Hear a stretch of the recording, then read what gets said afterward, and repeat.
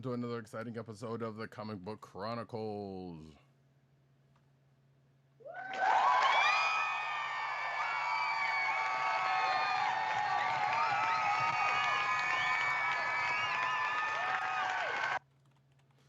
I am your host, Roddykat, and you can find me at Roddykat on Twitter. You can also find me at News Nerds Need on Twitter. You can also find me at CB Caps on Instagram.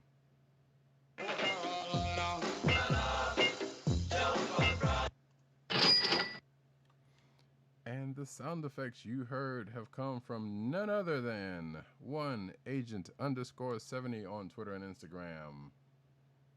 What's up, everybody? No! Sleep to Brooklyn! And weirdly getting fake FedEx email is kind of weird. I mean, right now? Yeah, I just got one that's like, thank you. I'm like, what? I don't, okay, no. Anyway, this is the Comic Book Chronicles. You can find this here podcast on the Cold Slither Podcast Network. That's CSPN.us. Do it today. You can also find this here podcast on your podcast virtual place of choice, whether it be Google Play, Apple iTunes, aka Apple Podcasts, Spotify, or the Cold Slither Podcast Network's SoundCloud page. And guess what, folks? We're also streaming on Twitch, twitch.tv/Comic Book Chronicles. So, hey to everybody over there. Yeah.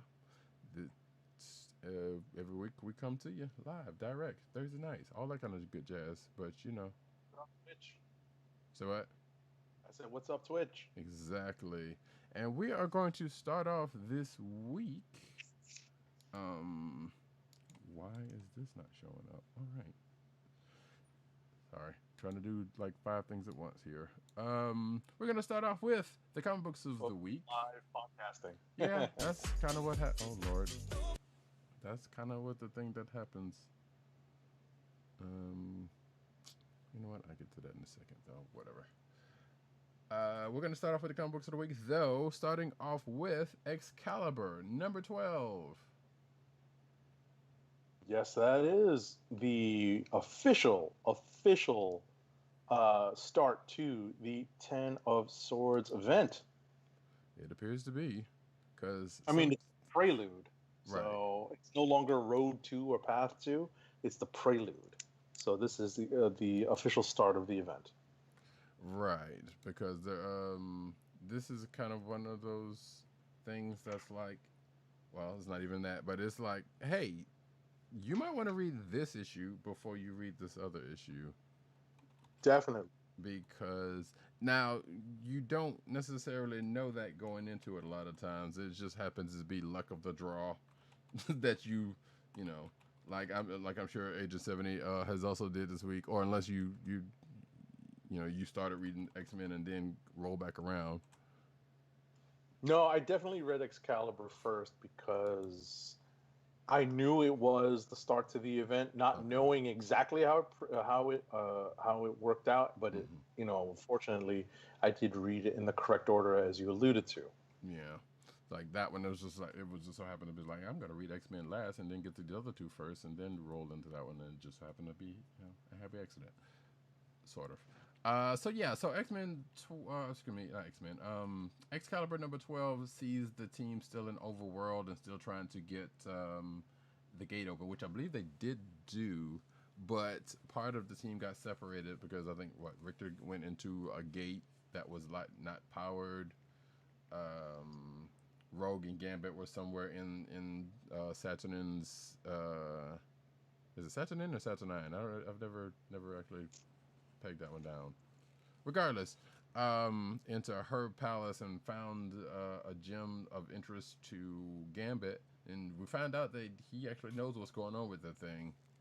Right. He suspects he has a much longer relationship and history with Chandra, the external, as has been laid out in previous stories of Gambit's history. So he is in the know when it comes to some of the intricacies and idiosyncrasies of the existence of the externals. And take it from a longtime X fan, the externals have faded in and out of relevance, basically in and out of continuity, ever since they were introduced around X-Force time. So, X-Force #1 time with Rob Liefeld. So, at the end of the day, or even the New Mutants, come to think of it, when Liefeld was on. But at the end of the day,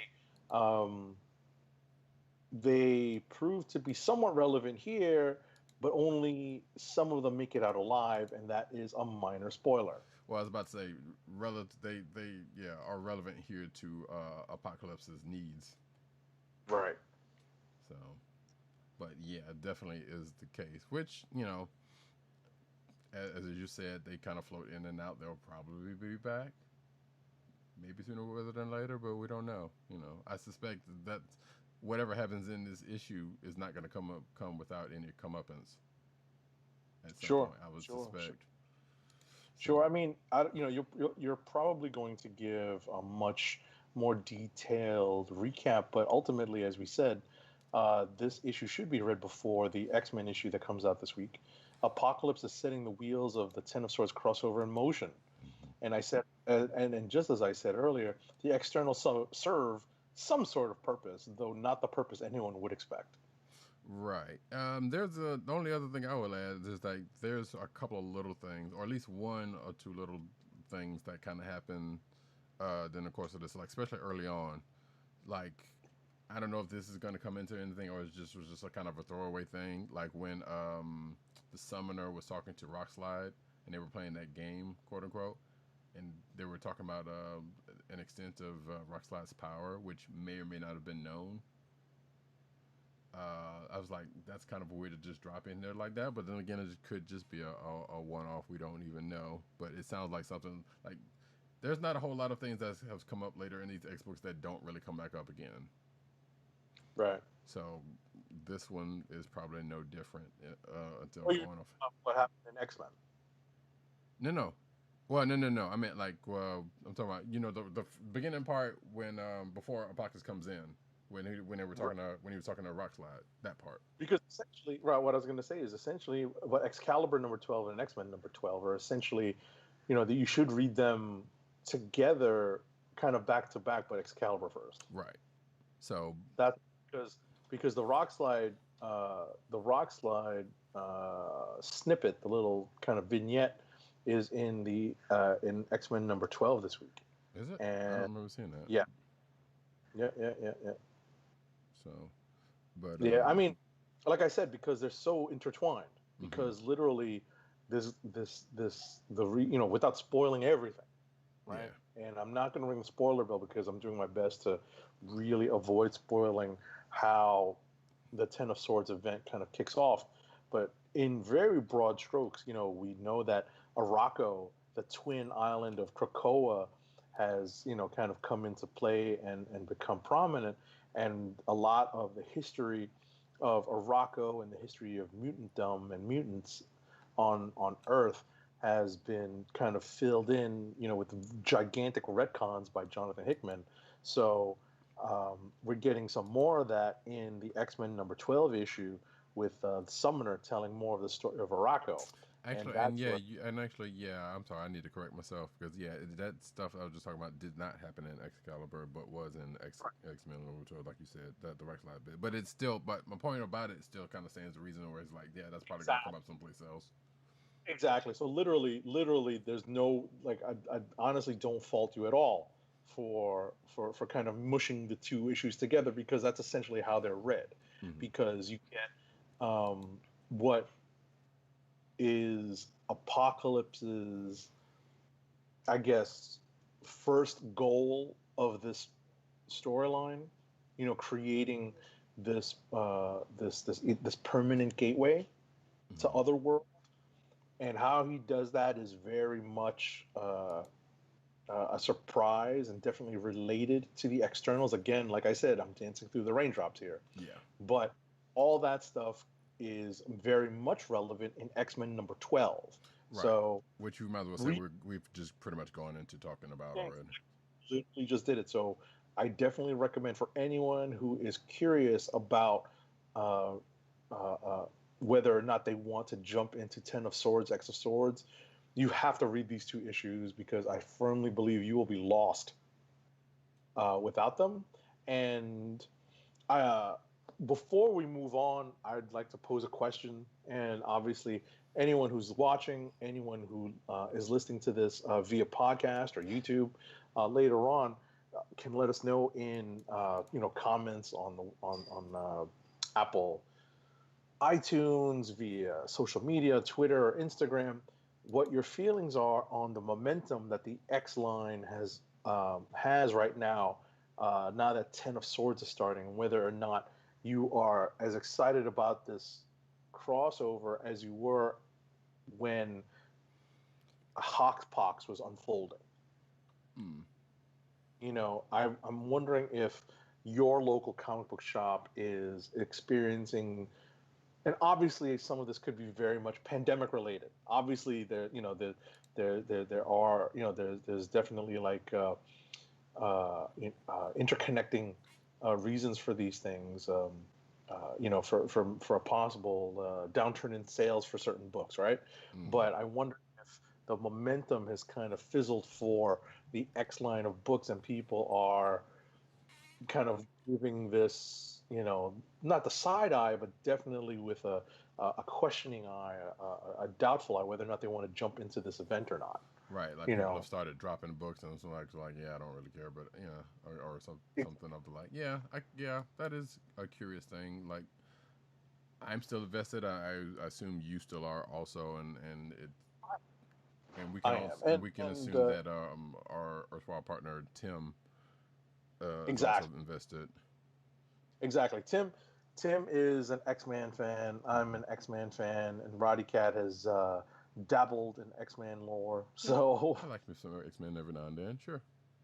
Exactly. So, we definitely each have a wealth of knowledge to draw upon, and are kind of curious to see how this new event plays out. So, yeah, I will say, before we move on, that I I was going to say that, yeah, it seemed like they just dropped this event fairly fast, relatively, but not really. Like, Hoxpox was at this point, what, almost going on 2 years?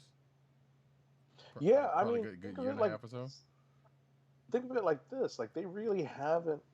Well, it would have been shorter. I think your point would be valid had it not been for COVID, Right. because I think due to the delay in release of comics, we've had a chance to really digest what has happened since Hoxpox. Mm-hmm. Some of these books have double shipped, right? Especially in the beginning. Sure. So even though we're up to issue number 12, it hasn't exactly been 12 months of story. It's been more like 6 to 8, right? Yeah. Anywhere between 6 to 8 months. So it hasn't been quite a year, maybe a little bit more than, maybe approximately a year since Hoxpox had it been published on time. Had this been published on time, it would have been a little bit less than a year, maybe. Right. So, Hoxpox ended. So it might have felt like it was too soon, but now, given the delays in publishing, it seems like it's about time that they jumped into an event. And I would add, before we move on, that I think that because Hickman's in charge, they've been leaving crumbs and Oh, totally. and planting seeds for the story since Jump. Right. You know, ever since uh, uh, the individual series started in the Dawn of X relaunch, they've been laying seed. They've been laying down threads for this story. Seeds, all the euphemisms, all the metaphors. I mean, realistically, Hoxpox, because there is some of the stuff that kind of got nibbled on then, you know. Right. So yeah, you're right. So yeah, the only thing to say about X-Men 12 outside of what we've been saying is, like, there was another reference that may or may not come up, but it could be just me. There was a mention of Apocalypse being the first mutant of the second generation of mutants. Mm-hmm. And that was a very curious statement, because we, if you know anything about Apocalypse and the and his status in the X-verse, Like, yeah, he's the first, claimed to be the first mutant. Shout out to Right. Namor. But there's this whole Say it? second. I said shout out to Namor, who at one point held that title. Right. Obviously, Apocalypse being the first mutant was definitely a retcon. It's also been said that Selene was the first mutant because Right. she's been around for so long. But she's also an external, so Exactly. And ultimately, you wonder if any of the characters who are in the 1 million BC Avengers are mutants as well. So we'll see how this particular Marvel history retcon goes. sure. But yeah, but I thought that was a curious statement. That again could be a throwaway, could be something leading to something. I don't know. Exactly. And also the last thing was like the story that was being told by Summoner could, maybe just me projecting, but could be something that might be running parallel to what the mutants are going through, or what about to go through.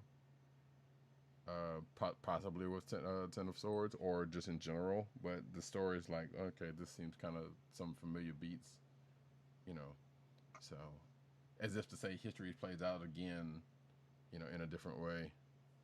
But I think Right. that might be the thing that we're going for. Who knows?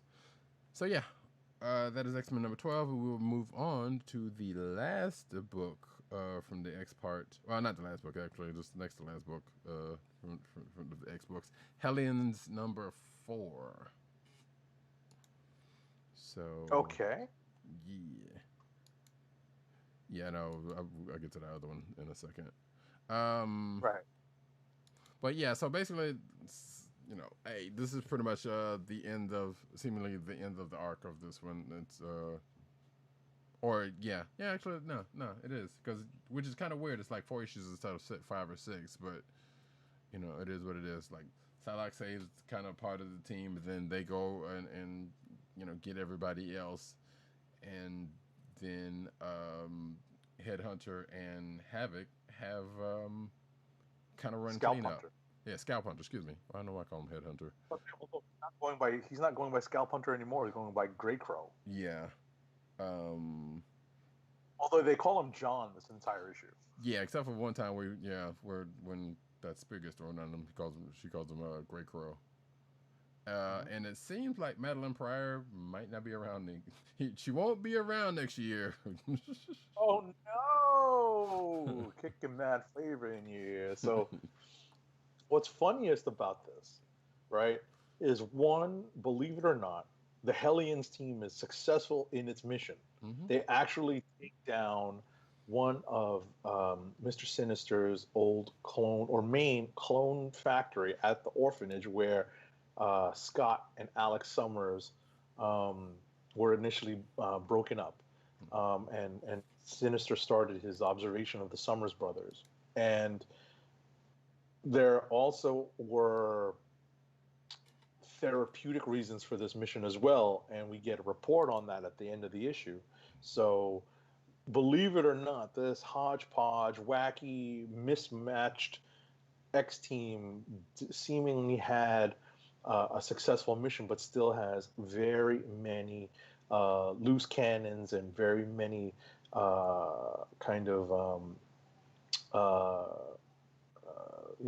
what did I say? Loose cannons and the Misfits.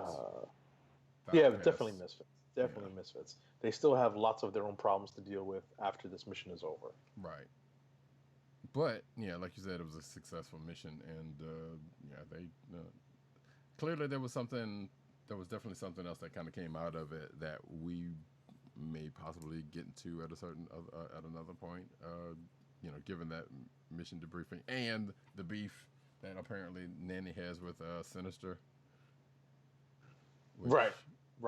And also, okay. No, Did you have anything else to add about Nanny? Go ahead. No, that was it. I would just add that it's tough seeing Havoc being treated like this, but at the end of the day, I don't know if you read the Mutant X book when he was kind of the lead character in that Mutant X book. That was actually a pretty long-lived series. I didn't. he was like, kind of dimension hopping, I think it was, or he was like in an alternate reality, I think. Okay. So I don't know if you remember that. That was like a '90s thing. I actually don't remember that. No. Like you say, But dimension hop and stuff. Like I remember Exiles and stuff like that, but not that. right. When you Google it, you'll be like, "Oh, that book." But I actually inherited I think a complete run of it. Never read it. It's just sitting in my collection. Right. Which actually Literally, brings up Gavin. right. Which actually brings up a point from this issue because Madeline Pryor, aka the Goblin Queen, kind of brings up. She kind of looks like she goes into Alex's mind and was like, "Well, what did they do to you?" And sounds like in the mission debriefing or something. Sounds like, and maybe, and this is something I actually also don't remember. So maybe this was something from back then or whatever. Because me sounds like, or maybe this was something from AVX. I don't know. I don't even know. But I don't know too many, too many interactions with Emma and Havoc. But it's mentioned that something was done to Alex's mind, Havoc's mind. Now it could have been because he's broken just like the rest of the people, or it could have been what it seemingly sounds like, or and what is alluded to is that Emma Frost may have done something to him that she just cleaned up at the end of this mission, that she may or may not have cleaned up at the end of this mission. Right. Those are definitely story threads that can be picked up later on in the series as it moves along. But this is proven to be an entertaining book. It definitely digs very deep into the well of X-Men history. We're going back to Mutant Massacre. We're going back to Inferno, in this book specifically. Yeah. So we're diving deep into the '80s version of the X-Men. So it's definitely in our sweet spot in terms of fandom. Right, and just to kind of wrap it up on that reference that I made earlier. So yeah, like I said, Madeline Pryor gets taken out, and the Krakoans debate, like spoilers, I guess, but debate on whether she should be resurrected or not. Right. And at this point, like I said, go back to my reference to get the rest of that. Exactly. All right. So we will move on now to, well, you pick a book. President Bartlett. What's next? You want to just wrap the X corner of the universe? Oh yeah, sure. Right. So there's Giant Size X-Men Storm #1 out this week, and it's kind of tough to describe. I'm being just honest. Yeah. When it comes to what actually happens in this book, and as a footnote, I would note that it's, I think, important for anyone who's trying to figure out what's happening here to have read some of the prior Giant Size X-Men one-shots, including the Phantom X book, including the Emma Frost book, including the Jean Grey book. I think it was also. Well, it was Jean Grey and Emma Frost. They were in one. They were one. Right. So I think it's in that book that we discover something is wrong with Storm as a result of some things that happened in, I believe, prior X books. So yeah, that part I'm not entirely sure about. So ultimately, without spoiling the entire book, and it's a little on the convoluted side. I did read this last night, and I had a little trouble trying to piece together in terms of my own memory how we got to this point. Essentially, it's not that big a spoiler. It's been running, like I said, it's been running through these Giant Size X-Men books that Storm is slowly dying because she's been infected with the transmode or techno-organic virus. At least specifically a strain that's never been seen before. This is not Warlock, this is not the Magus, this is something else.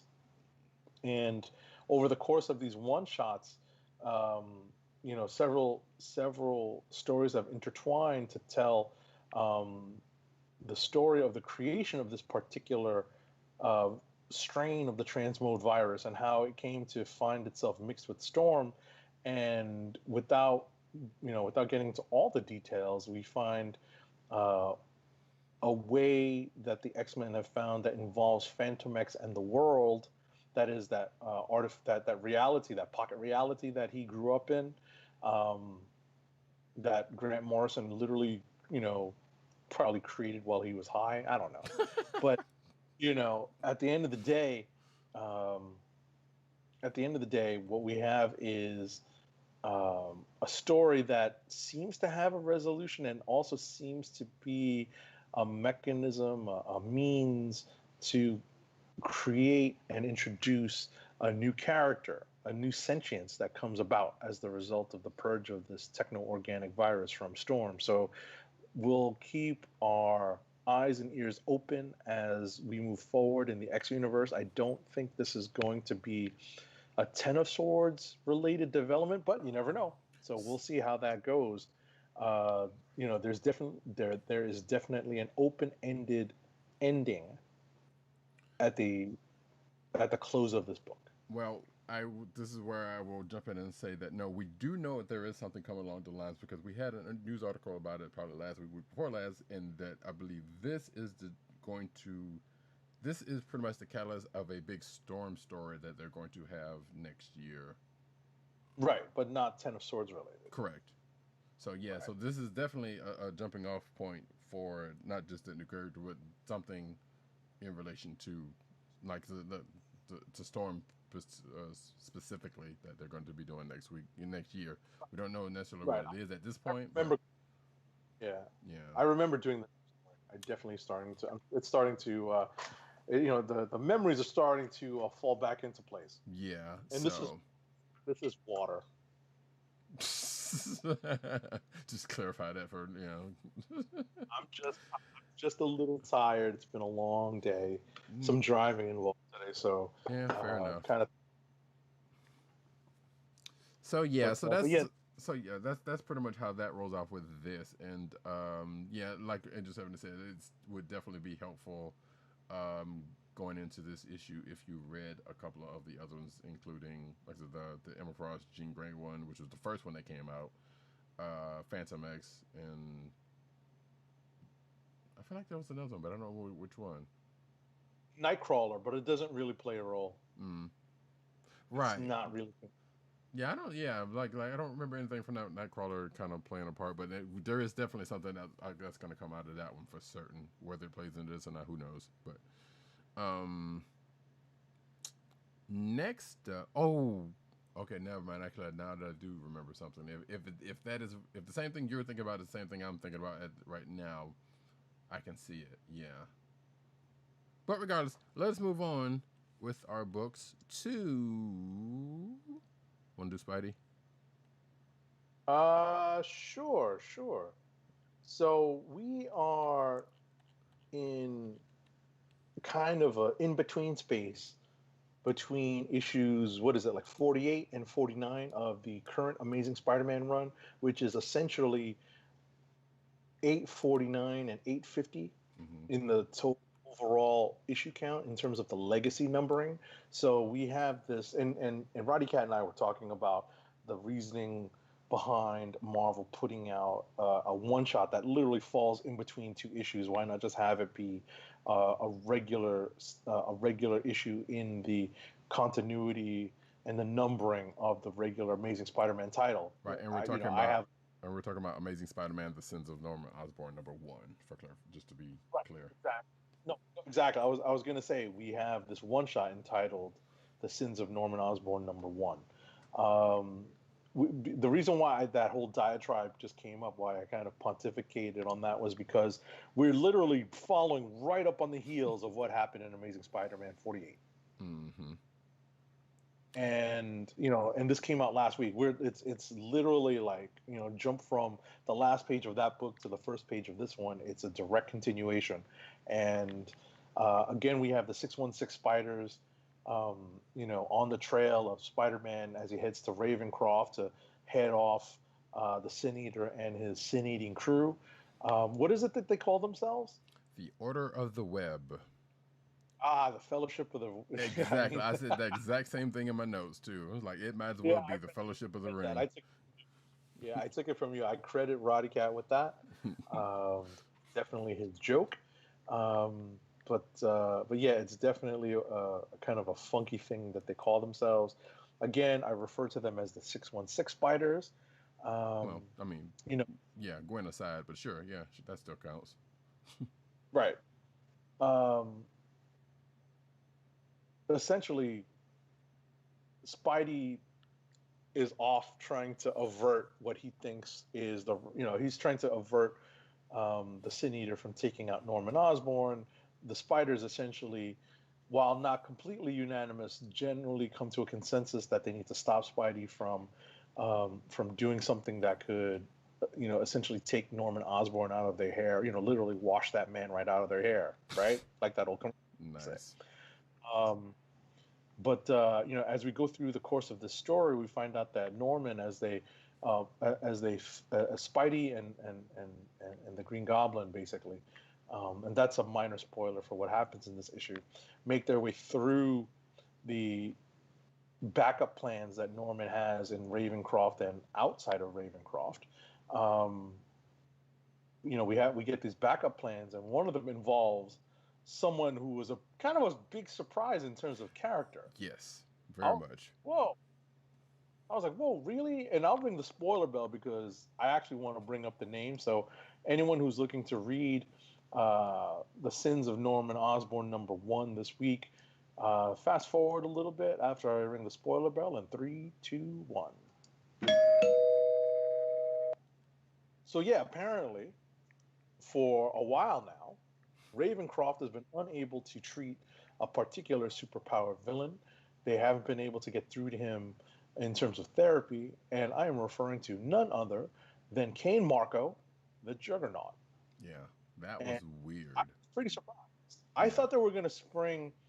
It's weird because it seems like this event is sort of not playing with the King in Black. And I thought that the King in Black stuff was dealing with Cortland Cassidy, like the father of Carnage. I thought that would be the secret weapon that was being teased, but it turned out to be something else. Right. And it was and I was just like, whoa, okay. Same. And of course, as I mentioned earlier, there is a hint that, and obviously, if anyone reads solicitations, you know that the return of Norman Osborn as the Green Goblin is imminent, as in the next issue in the Amazing Spider-Man run, as I said, which is going to represent the 850th anniversary issue. Right. And back to the Order of the Web, yeah, they're basically tasking themselves to stop Peter from, from hurting. Basically, stop Peter from himself. Right. In a sense, because Peter Parker has a sense of right and wrong, regardless of how he feels about Norman Osborn. He's going in to help, because he thinks, that's the right thing to do, and they power out about it, and it's like, all right, nope, we got to go stop Spider-Man. So we see them on the way to do that while this other stuff is going on, and we find out, all this other stuff we just found out. Mm-hmm. So I'm sure that's going to come into play in 850, aka 49.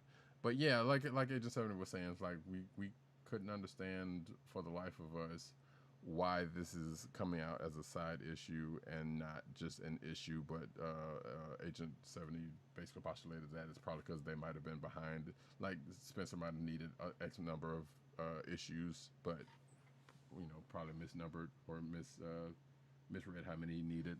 I was just like, nah, this is probably just them wanting to get another bit of sales out of this.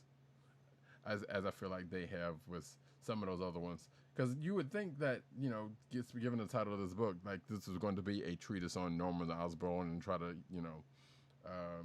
do like some of the other ones did and kind of, play with his background and maybe retcon a couple of things and just kind of give him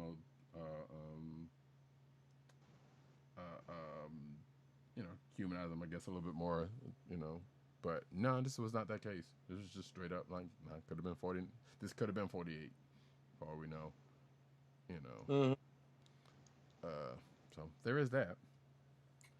Worth reading, sure, because it's kind of directly. It is definitely, directly coming out of 48 and going into 50, as Agent 70 said. So,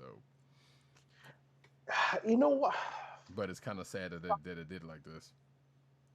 it's a side. I mentioned this because I don't know if I would heartily recommend the Spider-Man run to someone who's interested in Spidey, but maybe doesn't have the depth of knowledge in terms of the continuity. Hmm. I think this, even though they have done a decent job of laying down. It's funny that you were talking about these one shots, kind of to goose sales a little bit. The Sin Eater story had that a little bit, but Hmm. I think they needed that because the Sin Eater hadn't really been around in full for 20 plus years. Right. So I think that was necessary. I don't think this, like everyone knows who Norman is. So, um, in terms of refreshing anybody's recollection as to how important that character is or what role that character played in a big part of Spider-Man's story, it's more necessary for the Sin Eater. But in any event, I still, and I think it was PC underscore Dirt who said, his son tried reading this and he just wasn't keen on trying to keep up with it. I've heard tell from other Spidey fans who are kind of on the fence about Spencer's whole run, about where this run is going and the story is going, and Kindred and all that stuff. I definitely understand. I sympathize. Yeah. So Definitely. I'm still not 100% sure about what I feel about this or how I feel about it. Yeah, and this is like just still the beginnings of that stuff from what we're led to understand. Like this Right. is just the opening shot. Like, and there's supposed to be, there's some things just long running coming down the line with that whole Kindred stuff. Yep. Um, so yeah, and yeah, I've like for the most part, I've enjoyed Spencer's run and some of those some side one shots with the character of development of some of Spidey's lesser known or lesser liked or even some in a couple of cases joke villains. Right. Give them some good character development, and that ended up sometimes kind of you know coming back into the story in a meaningful way. In this one, yeah, I'm not sure. I'm not entirely sure about that. But again, this kind of one of those things, just like with those ones, like yeah, you could probably do without reading, but there is actually some good reads there. Right. But at the same time, you could just do the standard issues and be all right because it's like yeah, this happened in this issue, but you know to give you a little bit more context on one thing or another, but it's nothing that's just going to you know not going to hurt your reading that much. This one might be different because, like I said, and I guess we won't know until 49 850 comes out next week or whenever that is. Um, but I would suspect if it still plays along with what they've been doing, you shouldn't have to read this to get a whole lot of you shouldn't have to read this to kind of get any meaningful context out of 850 because I would like to believe some of that is going to kind of get addressed there also, basically. I think so. I think so. I would hope so because that's it's kind of been standard reason for the run so far. Gotcha. That being said, we can move Let's say on. do like one or two more books and then we'll go to rapid fire. Yeah, sure. I was going to say one more, but sure, that works. No problem. Let's get to the new number one for the week, actually. Sounds good. Iron Man number one. This this is written by Christopher Cantwell of *Halt and Catch Fire* fame, not the white supremacists. I have to say that one more time. I don't know why I keep saying that. But he also wrote Doctor Doom previously. So yeah, he's got the armored section of the Marvel Universe locked down at this point. So this is pretty much taking Tony and Iron Man pretty much back to basics. As I say in my notes anyway. If I could just go ahead and read that out, it's like outside of the car talk stuff. It says Terrax is once again reduced to a couple of pages, which right at the beginning. Yeah, like damn, that's kind of sad because Terrax was a threat back in the day. His relationship with Janet Van Dyne, the Wasp, gets taken care of. Although I don't know if that's something that kind of happened in Iron Man 2020 or somewhere that you know of. I'm sorry. His relationship with the Wasp. Oh, I think this is where they tie off that particular loose end. Okay, because I was like, that just seems like kind of out of nowhere. But like, I didn't know if there was something that was kind of leading to that was in Iron Man 2020 or something. Well, but it was also inevitable. Exactly. What I was going to say is there was no finality to the relationship throughout the 2020 series or throughout the later end of Slott's run. I think this is just Cantwell tying off that particular loose end in literally 5 panels. Not even probably under that. She just floats in like it's over. Bye. And it's like okay, right. Bye. So Tony pretty much liquidates his stocks. He gets away from Stark Unlimited. He pretty much just like, he still has money. Obviously, he's diversified his bonds, as they say. Moves to New York, or I guess moves back to New York. Buys a brownstone, buys a vintage car, which comes up. Car talk comes up a couple times. There's a interesting panel with Glory Grant. When he's driving along with Glory Grant, that I thought was going to come into something like, is he seeing Glory Grant now? But that just happened to be a thing.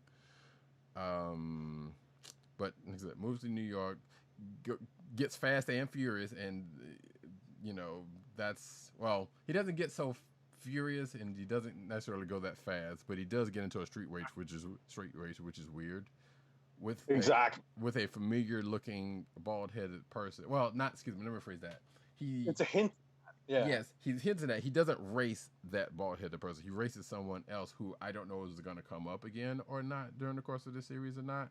But he races someone, and I feel like you should be able to guess the outcome of it, but you definitely you definitely might not. And I will say it because I got it in my notes. You didn't have me. You didn't have your car. Exactly. Which wasn't there, but you can just feel it. Right. I almost had you. You never had me. None of that was implied or said, but you could just feel it being there. Right. So, and I'm not the biggest classic car aficionado, right. But I was just curious. I was like, wait a second. Like, where's this coming from? So about a '78 Dodge Aspen stock, right? And he's racing an El Camino. I'm like, really? El Camino? Which also weird for New York. I'm like, why is there an El Camino in New York? But then again, I'm not saying that it couldn't happen. But no, listen. I have a family friend who has an Elko in Brooklyn. Okay. So it's not uncommon, but it's still very, very much out of the ordinary here in New York. And going up to Amsterdam Avenue in Uptown. This is Harlem World. Mm-hmm. To find street race. Come on, like Upper West Side, Harlem World. Stretching through Harlem World. Mm-hmm. That's where you're going to get a street race, really? Right. So. Yeah. See, that part I didn't know anything. Like I was like, that was just a street that was mentioned to me. I was like, I figured you could put a little bit more light on that part. Exactly. I definitely have more personal experience with this. So. But that being said, that part was kind of weird. But you can kind of see. I guess you can kind of see what they're going to like. Like I said in my notes, they feels like they're trying to take it back to a classic Tony to before the movies, but kind of not really. Well, I think that what it is that they acknowledge that it's kind of an amalgam of the two, where they deal with a lot of the stuff that we are familiar with from the movies, right? Which has been integrated into the comic book universe and the comic book character of Iron Man. But as you mentioned, Iron Man was originally an East Coast character, right? Stark Industries was located on Long Island, mm-hmm. and there's a reason why the Maria Stark Foundation owned a mansion on Central Park West or Fifth Avenue, wherever Avengers Mansion is, right? Mm-hmm. So, because they were based on the East Coast. So it's funny to see really taking the character back to basics in that regard. And I'm actually I'm here for it because I've already came out and said that Robert Downey Jr.'s version was fine for the movies, but it was still Robert Downey Jr. playing himself. That did not need to come back into the books. And I'm kind of curious as to where that's going to filter into the Avengers proper, because we know he's there now. But I'm kind of digging the fact that they're taking it back to kind of classic, not necessarily stoic Tony, but a more, I want to say calm or reasonable Tony, but given Armor Wars, that can't really be said either. I think it's definitely an evolution of the character, because I think what it is that they acknowledge all that stuff existed and exists. Sure. It's not a crisis where they're rewriting the character. Right. But they're kind of getting them back to basics. Exactly. It's literally just an evolution of the character, and they utilize the midlife crisis as a means to, facilitate, that story being told. Like, right. Oh, you know what? I've gotten to this point in life. I've been this, I've been that, I've seen this and done that, and who am I? Where has it gotten me? Mm-hmm. And we have to note that Patsy Walker Hellcat is yes, I was going to get to that. Being rescued from Hellstrom to occupy the redheaded love interest role in this book. Yeah, we don't know if that's gonna. I kind of doubt they're gonna go with that, but it's quite possible that it could. I don't know. That's a weird pairing, but also sure, I can see it. But yes, so Patsy Walker does come into this, and there is a Hellcat Iron Man team. But also, speaking of Iron Man, so Iron Man was on Twitter up until the end of this issue, which is kind of funny seeing that stuff, going on there, and then you see him, and then trolls are going after him. But also, we get let's say a new take on an old armor, right? And I am very curious about whether Agent 70 is going to want this figure or not. Well, what's funny is that it's cool. I actually like the idea that they brought back the briefcase idea of transporting the armor around, although I definitely like the fact that, we did away with that story trope of, oh, I need to get to that case because my armor's in it. That used to be a big Iron Man story trope, like separating him from the briefcase that had the armor in it. Yeah. And I hope that doesn't come back fully. I definitely do like the retro aspect of the armor. It's really, it's really got subtle changes. It keeps the Golden Avenger motif going, and it definitely separates this character from the MCU armors. But hopefully the roller skates show up, but I very much doubt it. That's funny. That's funny. And it's not the Silver Centurion, although I would have liked to have seen that. But again, that's just me. But this version of a classic of some would say the definitive armor. As classic as it is. Right. One note: was it which Iron Man movie did they pull that bit that? Like, I want to introduce a new tech to you. What was it, 2 or 3? That was totally 3. It was 3, right? Because it was pretty much Extremis, but yeah. Right, that's it. I was just like, oh, okay, this sounds very familiar. Like, very familiar from the movies familiar. Yeah, totally. It was totally 3, which 3's not a good movie. I mean, listen, 3 had a lot to deal with post-Avengers, so, and it's not like they were going to kill him off in 3. Right. So that was one of the big problems, along with the Mandarin. Oh yeah. So, that's it bears noting that it's important to note that that particular aspect that we all noticed, is similar to the events of Iron Man #3, is essentially the catalyst for the story and the story moving forward, in terms of something new, some form of technology that someone has mastered and is going to utilize against Iron Man. Well, yeah, it ends up utilizing Now Right. we don't know if it's for the same reasons, but we do know it's well. Let's put it this way: it is hinting at a person that we haven't seen, that especially Iron Man hasn't seen, or if you're an Avengers, person of a certain vintage, hasn't seen in quite a while. Now, granted, this character has come up not necessarily recently, but in the past, like once or two times. Ooh, Huh? Zodiac? Wait, no, I think that's supposed to be Korvac. Oh, Oh, you're talking about Korvac. Unicorn. You're talking about Unicorn. The Unicorn hadn't been around in a while. Yeah, so yeah, they do end up fighting Unicorn, which is one of Iron Man's old villains, and it sounds like this is pretty much setting up that a lot of his old villains are going to be come back into play, if in this arc, if not in this volume. But yeah, at the end of this issue, and sorry, spoiler alert. So it sounds like looks like we're getting shades of Korvac from the reveal of that person. Gotcha. Or at least that's what it seems like to me. I mean, didn't they do whatchamacallit? Didn't they do a tease about that? And didn't they say that Korvac was going to come back? Probably, yeah. Like They did a news story about it, so probably like there's definitely been something, if not in something else, like an earlier book or something else.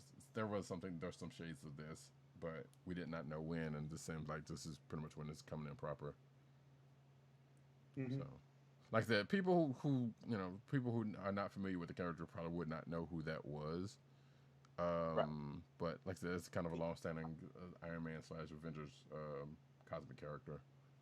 Right. I definitely need to go back and read the Korvac saga. I've only read bits and pieces, so. Mm-hmm. And yeah, I think I definitely read that, but it's the stuff that came after that where he comes back. I don't remember reading so much of, so that's probably a thing I might end up doing at some point. Got it. Depending on whether that's going to play into this or not, we'll see. But yeah, so that is Iron Man #1. It's a potential click of the week for me. Okay. Weirdly enough. But yeah. So now I guess unless you got another book you want to throw out, we can go into rapid fire. No, we can totally go into rapid fire. I'll spin it up. All right.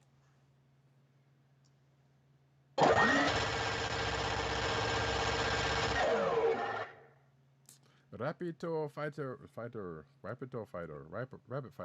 Fighter. That's a new video game, fighting game. Catch it. I was going to say that it seems like you've got maybe a few more books than I do this week. So let me see if I can knock out the few remaining books that I have. Yeah, and I think we got a couple in common, so it'll work out. Okay. First is one that I don't think we have in common, and that is Captain America #23. True. In this issue, Ta-Nehisi Coates undoes some of the Dimension Z side effects on Sharon Carter. That's a big spoiler, but we knew that this is where this book was going if you've been keeping up with it. The story is told from Sharon's perspective as she deals with what she has lost and what she has gained as a result of those adventures in Dimension Z. That was the Rick Remender run, which was really uneven for me. Next up is Immortal Hulk #37. We do have this in common. Let Roddykat comment on this, because the only thing I would say in a very brief summary is that what we get in this book are a recap of the leader's appearances in between panels of previous parts of Al Ewing's story. And that those are revealed, and apparently after all is said and done, the leader's plans seem to be coming to fruition. And I'll let Roddykat chime in with his thoughts on this. Yeah, everything you said, it checks out. And the only thing I will add is just a couple of things that happened in the midst of the story. Like when I saw that red door, I was thinking, wait, is it going to be a Red Hulk thing? It was like, nope, you just can't go through that door. Right. And it made me think, I was like, yeah, where is Red Hulk at this point? Which I'm sure that's something that's probably going to be addressed before the series ends. I suspect so. Yeah. And also there was a He-Man reference that the leader makes, which was kind of funny to me, in reference to Doc Samson. Right. That was kind of amusing. And it seemed like, Gamma Flight might be catching on to well, it seemed like they might have been catching on, but they don't. Obviously, there's a bit of it they did not know about, especially with the Rick Jones stuff. Being taken over by the leader and whatnot, and I guess at the end of the issue we get like Planet Hulk leader. Mm-hmm. But yeah, that was a good issue. Next, yeah, go ahead. All right, next up, Thor number 7.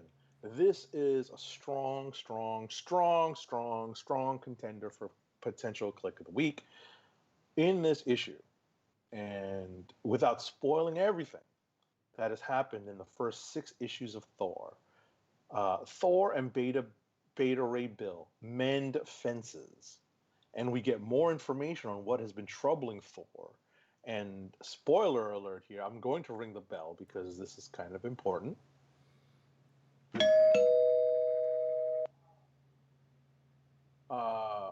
We get more information on what has been troubling Thor and Mjolnir, and he's said this over the course of the first 6 issues of this book, and Mjolnir becoming heavier for Thor, but apparently not for everyone else. So this issue begins with Thor throwing Mjolnir into Broxton, Oklahoma. And if that location sounds familiar, it should, because we're going back to Fear Itself, pre-Fear Itself, when Asgard was literally sitting on top of Broxton. We're dealing with the resurrection of the Asgardians post one version of Ragnarok, and Thor bringing them all back. So this was a pretty entertaining issue. I'm really enjoying, at least as a longtime Thor fan, and I obviously have very, there's sweet spots to this particular character story. And obviously, it starts with Simonson's Thor, and anytime you throw Beta Ray Bill in there, and you have Thor and Bill, really doing the whole brothers in arms thing, it's, it really hits you in the feels. So I definitely appreciate this, and it definitely keeps things very current, because Bill was in this book just a few issues prior to this, and we get a little bit of follow-up in terms of, how their relationship is being treated in this book. So ultimately, this is a big, big contender for Click of the Week for me.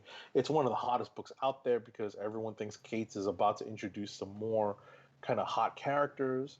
I just like it because I think it really, is a nice little follow-up to Jason Aaron's epic run on Thor, which is really second only to the Simonson run.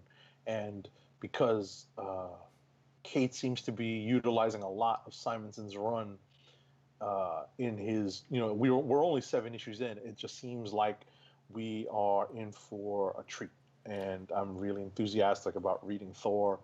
There's definitely a lot more people on the Thor bandwagon, believe it or not, when it comes to people adding this to their pull list.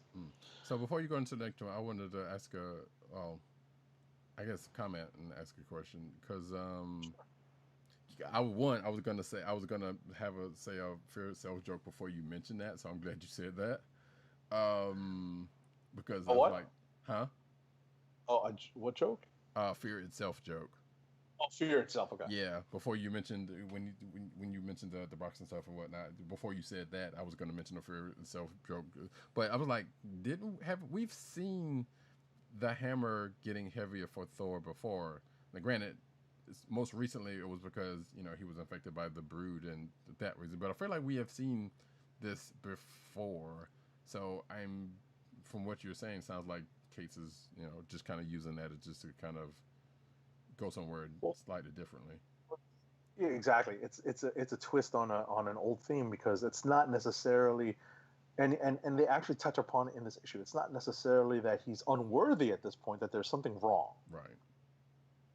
Because obviously that was a huge part of Aaron's run. We get the whole unworthy Thor and Jane Foster Thor out of that. Mm-hmm. So this is a twist on that theme, and I'm definitely willing to see where this goes. Cool. Lastly for me is Batman number 99. We are almost at the end of the Joker War, and this is the story's penultimate chapter. Batman and the Bat family start their counteroffensive. The Joker fully intends to take full advantage of, I didn't mean to say fully twice in the span of 4 words, but he intends to take full advantage. I'm going to amend my notes because that's bad sentence structure. Listen to me, right? The Joker intends to take full advantage of the Bat toys that he still has at his disposal, despite the fact that Batwoman in a different book has led the GCPD to kind of shut down the Joker supply of Wayne Tech technology and weapons. Harley herself wants to end the Joker, and the Batman still won't let her, even after this latest murder spree from the Joker. So we are almost at the end of the Joker War, so we will see how this wraps up in the next issue of Batman, appropriately this volume's Batman number 100. Man, imagine what would have happened if they let King finish his run. They could have just started Joker War. Oh, goodness gracious. Anywho, for myself, yeah, I'm just going to do this. There we go, and pop. Yay! Arrow number 11. Which did you get to read that or no?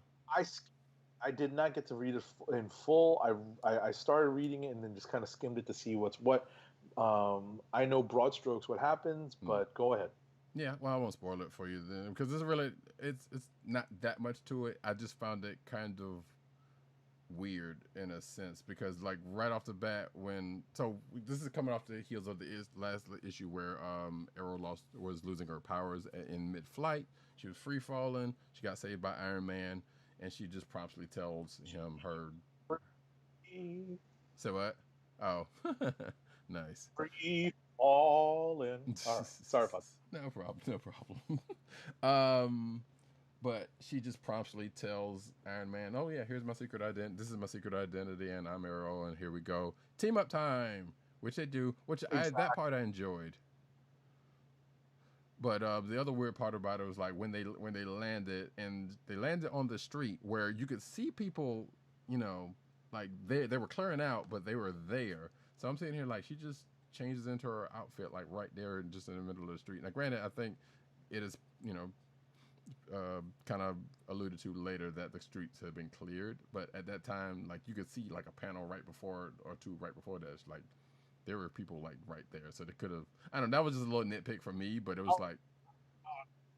Well, go ahead, finish up. No, I was just like, that's just a nitpick for me, but I know it's probably ended up being like, nah, nobody saw it because they had already cleared out by that time. But it was like, you just go ahead, you just go from just giving up your secret identity to Tony Stark, which granted he's a known figure, whatever, but to just just changing out in the middle of the street like that, like seems a little careless. Right. I was going to say one of the side effects of me being tired is that sometimes the references to music come fast and furious, no pun intended. Okay. All of a sudden, apparently, Arrow forgot that the streets is watching. So nice. Like I said, I am exhausted. So it's funny how quickly the music references come when you're just kind of exhausted. So that's fine. I mess with it and I appreciate them both. What's next? So so that's pretty much that. But it was a good. I like the team up, and it's going to continue next issue. Star Wars number 6. Luke gets out of the trap that was set for him by presumably this former Padawan. We still don't know entirely. Well, we do kind of sort of know because we get hints of that here. He finds out a little bit more about. So weird. I don't know. Weird thing about it here, and I guess it's probably not that weird, but because not really that many people knew that Anakin and Darth Vader are the same person, and apparently this person, through some secondhand knowledge, did know. So Luke finally finds this out, and that's how he ends up knowing that his dad's actual name. Or I guess he probably knew that before that, but regardless, he gets a little bit more on that. But he does, in a way, finish the task that set him to find this woman, which leads him to a Jedi temple set that was from an old Jedi outpost that was set from the High Republic era, which is an era that is being introduced right now in novels and such. So I think this is the first reference of the High Republic in the comics so far. and he ends up, like I said, he ends up pretty much getting something from there. Not necessarily what the exact thing he was looking for, but he ends up getting something from there. And there may or may not be a possible Rebels. I don't know if you plan on reading this, but there may or may not be a Rebels reference in something that shows up when he goes into this temple. Okay. Which it would not be in the same place, but it's something similar to that, or it could be something that's floating around. We still don't know how Vader got a hold of this that I know of. But regardless, that's that. And Luke ends up going back to the fleet, who's still who is still separated and trying to get away from Vader, who's eavesdropping on their communications, and they're trying to. Looks like their plan of action is going to go into effect next issue on how to deal with that. Gotcha. Star Wars. Go ahead. Sorry. Before you go into Darth Vader, just a quick question. Your thoughts on this? Would you happen to know if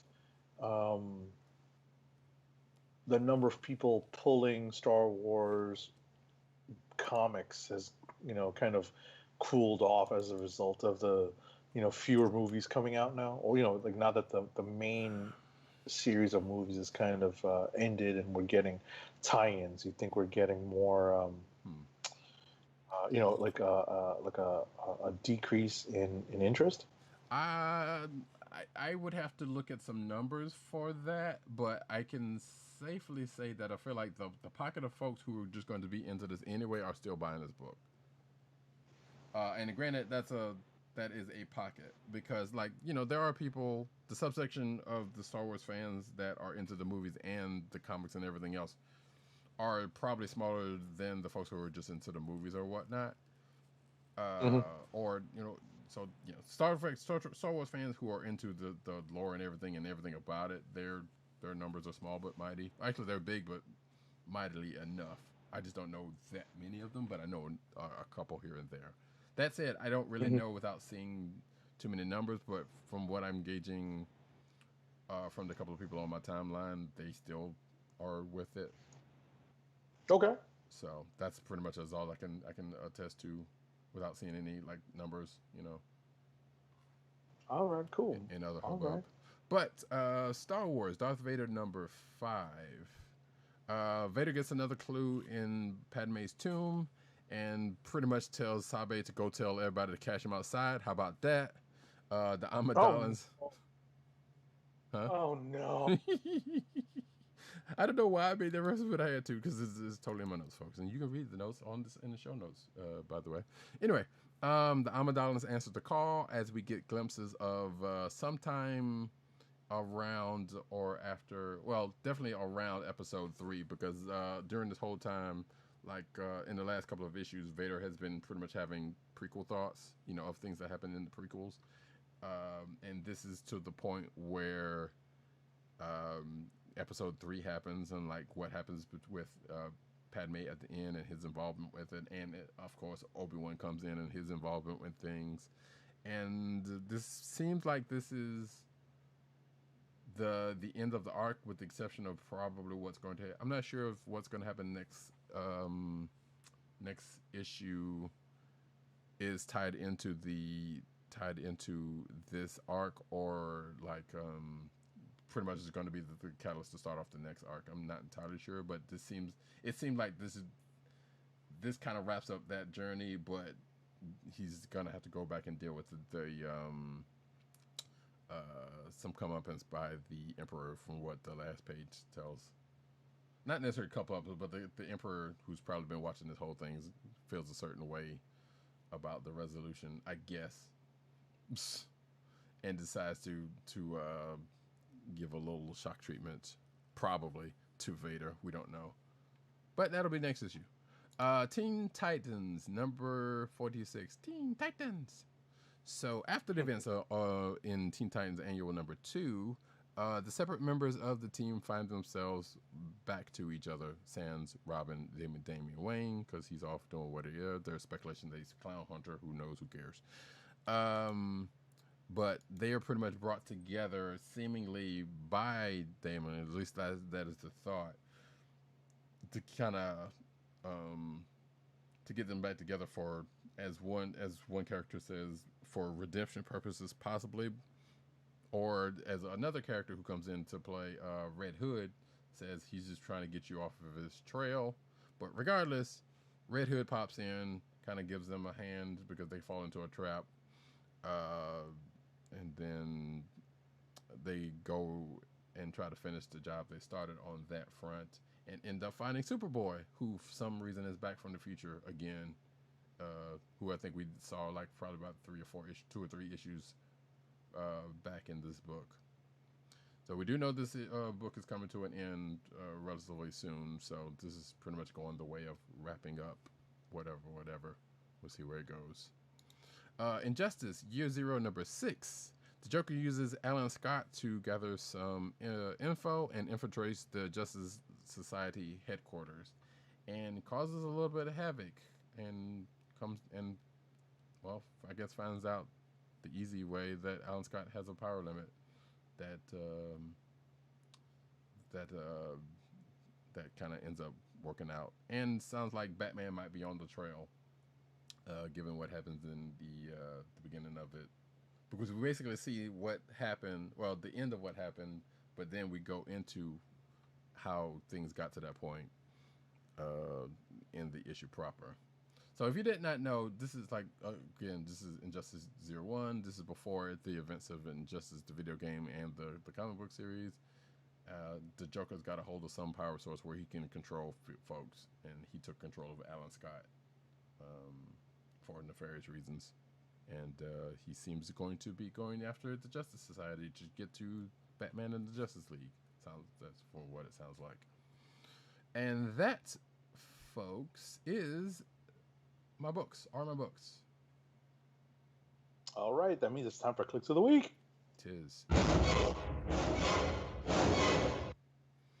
And we got our clicks from our absentee partners here, and we got, let's see, Detective Comics number 1027 from Dirt, and Hellions number...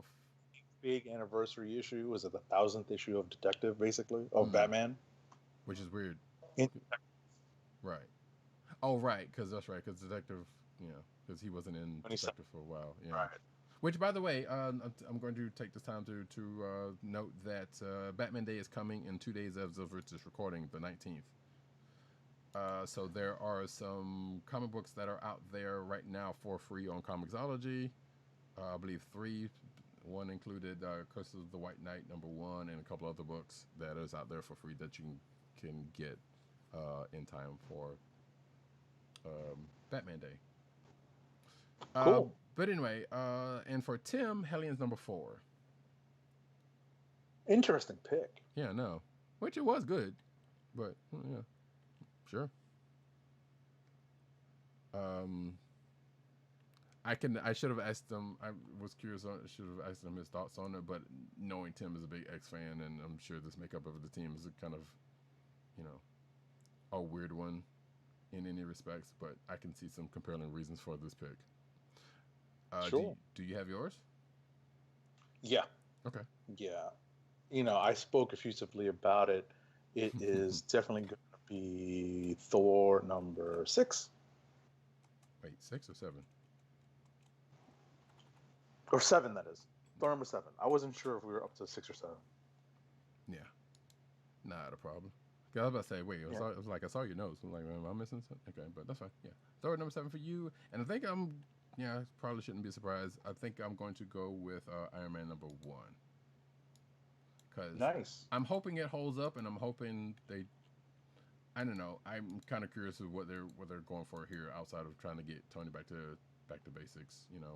Hopefully this is maybe there's gonna be a Circus Maximus comes out of this, and he's gonna get his groove back or something. I don't know. I mean, sans any Morley's blowing up or. Well, as far as we know, wait, is Clytemnestra still around? We don't know, because I know her brother's dead. Maybe Happy Hogan to come back. I don't know. Oh, Clytemnestra. Clytemnestra, yeah. Yeah, I've always messed up that name. Yeah. Who is she again? I remember the name. I don't remember the character that well. So she was. I don't know if she was his Tony's personal assistant, but she was definitely. she was kind of the Pepper before Pepper, but she was a little bit more than that. Put it that way. Well, Mrs. Arbogast was like. Well, Miss Arbogast was definitely his secretary. Right. But Clee had a role, that's kind of like a little bit more closer to Tony than that, because it was her right. brother Morley. Oh no, excuse me, her brother. I can't remember her name, but their last name was Morley. But and Happy Hogan was all there, and Pepper was in there somewhere around, or ended up in there somewhere.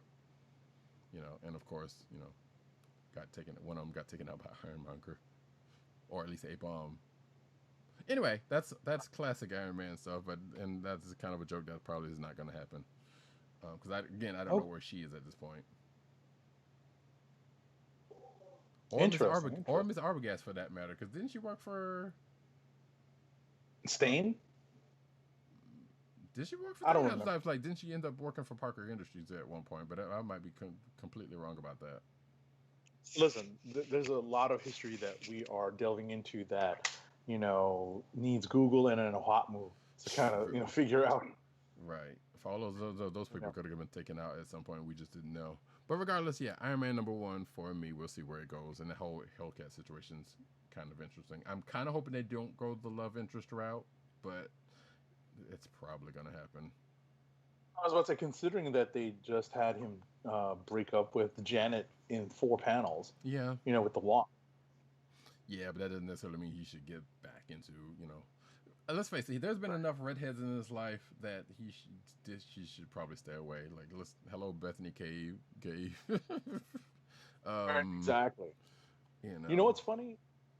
It's funny that you mentioned, kind of like an off-beat love interest. Like, remember when they were attempting to have, I want to say it's all during Slot's run, where Slot had, in the Spidey office, decided to have Peter Parker kind of hanging out with superpowered, or at least superset women, where for a brief time he was dating Mockingbird, and for the briefest time he was trying to get with Captain Marvel.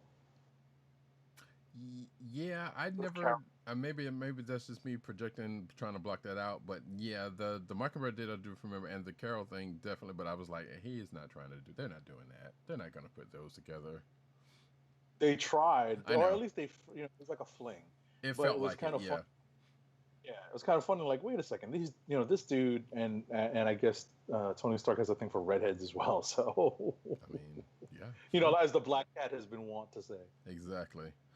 Like that. But I mean, but really, there hasn't been a whole lot outside of, like Bethany Cave. There's I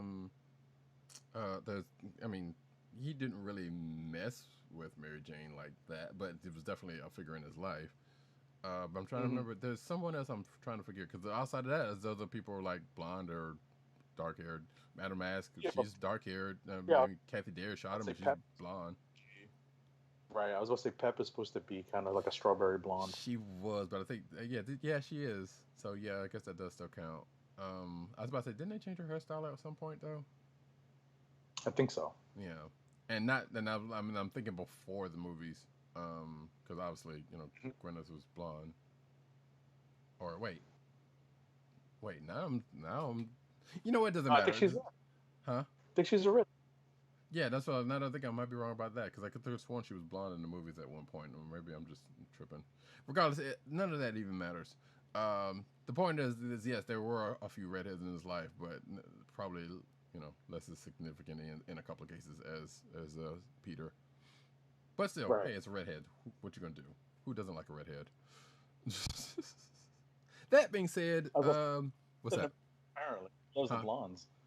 I said Captain America, apparently. Yeah, Cap's always been, Cap's always been special. There's that one brunette, and the rest have been blondes. Oh, yeah, that's right. Exactly. Bernie Rosenthal. Yes. During the Mark Grunwald era, that's right. Well, I was also thinking Peggy, but... Well, Peggy in the comics was blonde, if I'm not mistaken. Was she? Yeah, Peggy... Or was she a brunette, just like in the movie? I thought she was a brunette, like in the movie. You know what? I would tell her, but it would also make sense that she was blonde, given Sharon Carter, kinda. Right. I mean, they're niece and that's her niece and niece and aunt, but still, that's to a family. But yeah, I don't know. Again, things to go back and look at Ohatmu and Google search about. But until then, folks, we don't necessarily need answers about that. But hey, and Marvel Unlimited. Exactly. But we can go on to wait. And Peggy's shown up recently, hadn't she, in Captain America? Yep. And was she blonde there? I can't remember. That's why that's why the question remains. Yeah, and it will be. So, stay tuned. Well, not even stay tuned, folks. We'll just put that out in the air and let it be there. But we're going to go into the cinematic news. Not to belabor this anymore. Before that, an ad read. Our first ad read of the night is for Blue Apron's meal delivery service. Blue Apron. Fresh ingredients and incredible recipes delivered weekly to your door. Skip the grocery store and make incredible meals at home with Blue Apron. Always shipped free right to your home. And now the listeners of the Comic Book Chronicles can get $30 off your first Blue Apron order. To place your first order with $30 off and to help keep our show free for you, go to our network website at cspn.us. That's cspn.us. Then click on the Keep Our Podcasts free link at the top of the page. From there, scroll down to the Blue Apron link and sign up for your first order. Blue Apron through cspn.us. Do it today. One moment. I only have one monitor here, folks. And now we get into the news.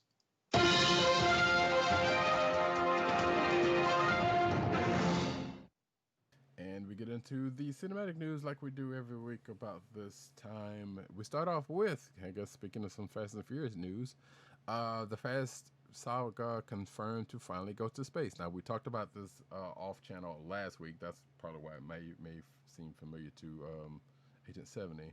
We didn't talk about it on camera because we talked about it afterwards. Regardless, it sounds like family is boldly adventuring into the stars in the next installment of the ongoing Fast and Furious franchise, as series star Michelle Rodriguez seemingly confirmed that F9, the Fast saga, will finally venture beyond Earth's measly atmosphere.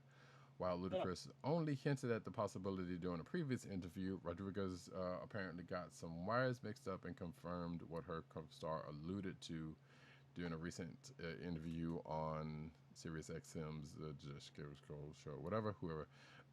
Fans will have to wait quite a while before they see how Dominic Toretto fares in Zero Gravity, as F9, the Fast Saga, was delayed to 2021 due to COVID.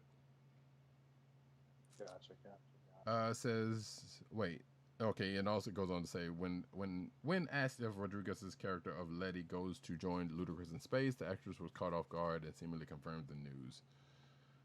So yeah, we don't know. I mean, we don't know. I feel like this doesn't necessarily confirm that much, especially if it was some confusion. And just because it was hinted at doesn't necessarily mean that it could very well be the case. But at this point, they might as well, as crazy as that series has gotten. Next up. Gotcha. 1 second. My sheet, the browser window that I had the sheet in froze, so I am scrolling. Let's see here. Our second story in cinematic news is unfortunate. Wonder Woman 1984 has been delayed until Christmas 2020. No big surprise here, folks. Warner Brothers has delayed Wonder Woman 1984 once more, this time for a Christmas release. This time's converting it to a Christmas release. Even that, you have to admit, is still in the air. So cross your fingers, fans of the Wonder Woman DC EU franchise. Yeah, indeed. Hey, look, unlike the long beleaguered but finally got out New Mutants movie, we know this one's actually coming out, in a fairly proper time. I feel like we even with what's going on, this was probably going to come out. Although, things have been kind of, speaking of New Mutants and whatever other movies that are actually coming out into theaters,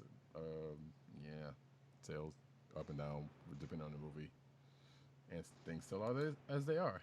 Anyway, Jason Momoa claims WB made up frosty news to distract from Ray Fisher's allegations. Jason Momoa has spoken up about being cast in Warner Bros.' live-action Frosty the Snowman, saying that the announcement... Yeah, go figure. Saying the announcement came as a way to distract from Ray Fisher's ongoing allegations of mistreatment on the set of Justice League. Momoa plays Aquaman, you all know this, and other stuff. See, Momoa's criticism of Warner Brothers comes amidst Fisher's allegations against the studio. Fisher, who played Cyborg in Justice League, claimed on July 29th that Joss Whedon, who took over the role film after... Well, we've already talked about this. We don't need to go into that. Y'all know what happened. But, yeah. So, sounds like, Jason Momoa is taking up for his boy. Or siding with his boy about this stuff. So, good deal. Next. Wow. Okay. Criminal Queen Sophia finally appears in Batwoman Season 2. The first season of the CW's Batwoman referred to a character named Sophia on multiple occasions, starting with the 7th episode of the series. Now, Dominion star Shivana Guy has been cast as Sophia in the second season of Batwoman opposite the new lead actress, Javicia Leslie. According to the official description of the character, Guy's incarnation of Sophia will share her DC Comics counterpart's title as the ruler of a small community on the island of Coriana. Okay. Sure. Speaking of Sophia's, if any of you folks get a chance and you like, let's say, an Alias type show, you should check out Queen Sonos. Queen Sono on Netflix, because the lead character is actually called Sophia. Actually, I think that's that might be her last name. No, I'm sorry. Sophia is her mom's name. Never mind. Sophia was her mom's name. But regardless, that's what brought me to that. But Queen Sono is actually pretty good. It's only one season, 6 episodes though. I think the next season's coming next year. It's a South African joint. Anyway, so this is also the time where I will tell folks that that's part 2 of DC Fandom happened last weekend, and this next bit of news is coming out of that. And I will also say that I believe they had at the time, which doesn't do anybody any good, they let folks see that new Superman animated movie, The Man of Tomorrow, for 24 hours during that thing. And I don't know if anybody caught that. And let me know, because I was actually going to watch it, but I totally forgotten until like a day or two later that happened. So hopefully some folks caught it while it was there. Anyway, DC's Young Justice Season 4 gets official title, plot, details, and key art. So we know that Young Justice, the subtitle of Young Justice next season is going to be Phantoms. And let's see, after a panel at DC Fandom, fans of the show have their first hints about the upcoming season outside of the name of it, because there's that. It was revealed during the panel, which was, who cares, who was modified, that the fourth season of Young Justice will be entitled Phantoms, as I said, and the key art below was released. What more, the cast and producers of the series revealed that work is well underway. Still, a release date hasn't been announced, and it's also not entirely clear where new episodes of the series would air. I mean, I feel like DC, until they outright cancel DC Universe, it's going to be there, and obviously more likely, or just as likely, HBO Max. But we don't know that. That was my speculation. Does it say anything else? Nope. Yeah, so there we go. So we know Young Justice Season 4 is coming, and it's got some art from it. Next up, fans of Netflix's slate of Marvel television programs may soon get a bit of good news, as the rights to Luke Cage and Iron Fist may revert back to Marvel Studios in October. Netflix canceled both Luke Cage and Iron Fist a week apart in October 2018, and according to various reports, Marvel's canceled Netflix properties included a clause that prevented the characters from appearing in any non-Netflix series or film for at least 2 years after cancellation. If that is indeed true, then the middle of October would mark 2 years since Netflix canceled Luke Cage and Iron Fist. possibly freeing the heroes of both series to be fully reintegrated back into the Marvel Cinematic Universe. I'm not sure if the rumors are true that Feige is enamored with Charlie Cox, but less so with, or at least they haven't expressed the same amount of desire to maintain the actors who play both Luke Cage and Iron Fist in their roles so much as they have with Daredevil. Mm. Well, there's also been people kind of caping for Charlie Cox, including D'Onofrio and a couple other people, to keep Right. his role. So, whereas people are not doing that for these other folks. Right. But yeah, I guess we'll see. So this was a weird up until you got to that one point, and I had read this. I was like, wait, shouldn't they have already had that? But when you read that part about like the whole Netflix and they couldn't be in anything outside of Netflix, shows for 2 years, I'm like, okay, yeah, that makes some sense. Weirdly enough. Some good news that just actually came off the wire a few hours ago. Tatiana Maslany will play. Well, first it came out as a report, but Tatiana Maslany will play Disney Plus. Oh Lord, She-Hulk. She's going to play She-Hulk in the She-Hulk show. I am also tired, folks, so forgive me.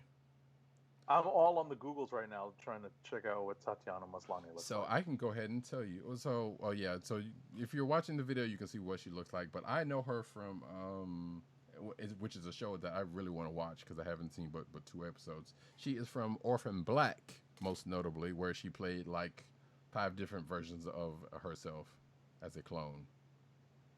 Or 5 or 6 different versions of clones. So there's been, a matter of fact, there was a recent Twitter thing out there about people having range, and like, yeah, she definitely did. She kind of did the thing. So, which Orphan Black was a BBC show and had some high acclaim to it, amongst the fans of it.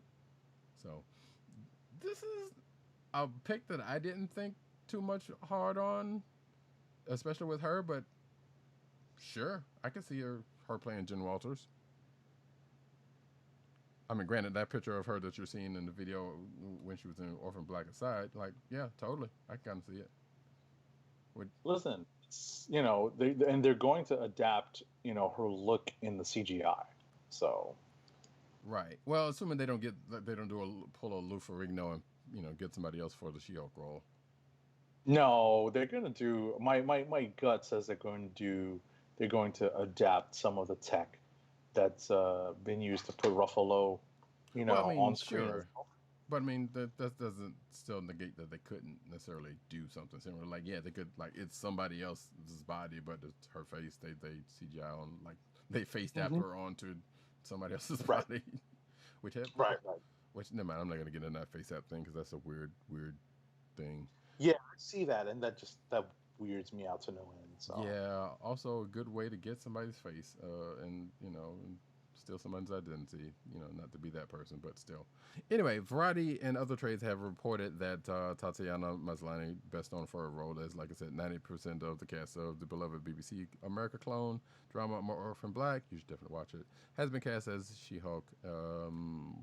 Basically, I wanted to see if... Oh, it says also Mark Ruffalo has previously been rumored to play a role in the streaming series, which would make sense if that's the case. Akin to Jerry Renner's role likewise in the upcoming Hawkeye series. It is confirmed that Kate Coiro will direct and produce the She-Hulk series, which is penned by Rick and Morty writer Jessica Gao. Speaking of Ruffalo, he himself rejoiced in the news on Twitter, welcoming his cinematic cousin to the MCU. And you can see the tweet right there, and there's no other news about it. So, cool. Yeah. Like I said, not knowing who they would have gotten and not thinking about this person as a pick, like, yeah, I'm kind of here for it. Sure. We'll see how she does. Next up. All right, next up, after a star-making turn in HBO's hit series Lovecraft Country, which I still haven't watched, but it is on my list of things to watch now that I have blown through the Umbrella Academy. Nice. The Uh, first couple of Below, issues Below, episodes are good, but I can't attest to the next couple. I've heard things. Anyway, no, just watch it. no, I'm Just talking watch. about Lovecraft Country. Oh, okay. I Yeah. thought you were talking about Umbrella Academy. No, I'm no, like, just no, watch. no. I'm gonna watch that, but no, I'm talking Lovecraft Country. Gotcha. Gotcha. So, Jonathan Majors is now ready to make his mark in the Marvel Cinematic Universe in a big way. Majors has been tapped for one of the lead roles in the next. There's going to be a third Ant-Man movie. DC stays losing. There are now three. There's going to be three Ant-Man movies. Who would have ever thought that? Yeah. Who would have ever thought Seriously, there would have if been you had one? right, if you had told me 15 years ago there were going to be three successful, or there's been already two successful Ant-Man movies and a third one on its way, I would have said, "What the hell are you smoking?" Hell, one Ant-Man movie. That's what I'm saying. So it's even more. It's even more. It makes like I'm just incredulous at this point. So, uh, at the end of the day, right? Uh, you know, Majors has been tapped, as I said, for one of the lead roles in the next Ant-Man movie opposite Paul Rudd and Evangeline Lilly.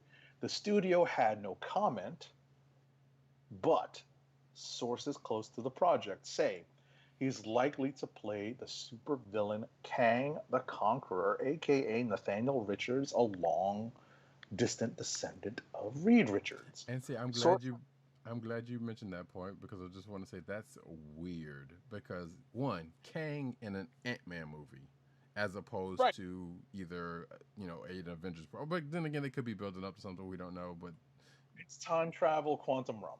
right. But the fact that okay, the character got to start from Fantastic Four before becoming more of an Avengers villain. So right. I feel like that could have gone away to kind of do something with the Fantastic Four and do something outside of, and they probably could. They still very much could, get away from doing, hey, Doctor Doom's up here. Here you go. Right. It's another Fantastic Four movie with Doctor Doom. Yay. Right. Sources add that, like with so many new characters in the MCU, there could be a twist with how the character is featured in future films. But as of now, he's likely to be one of the main villains in the next installment in the franchise.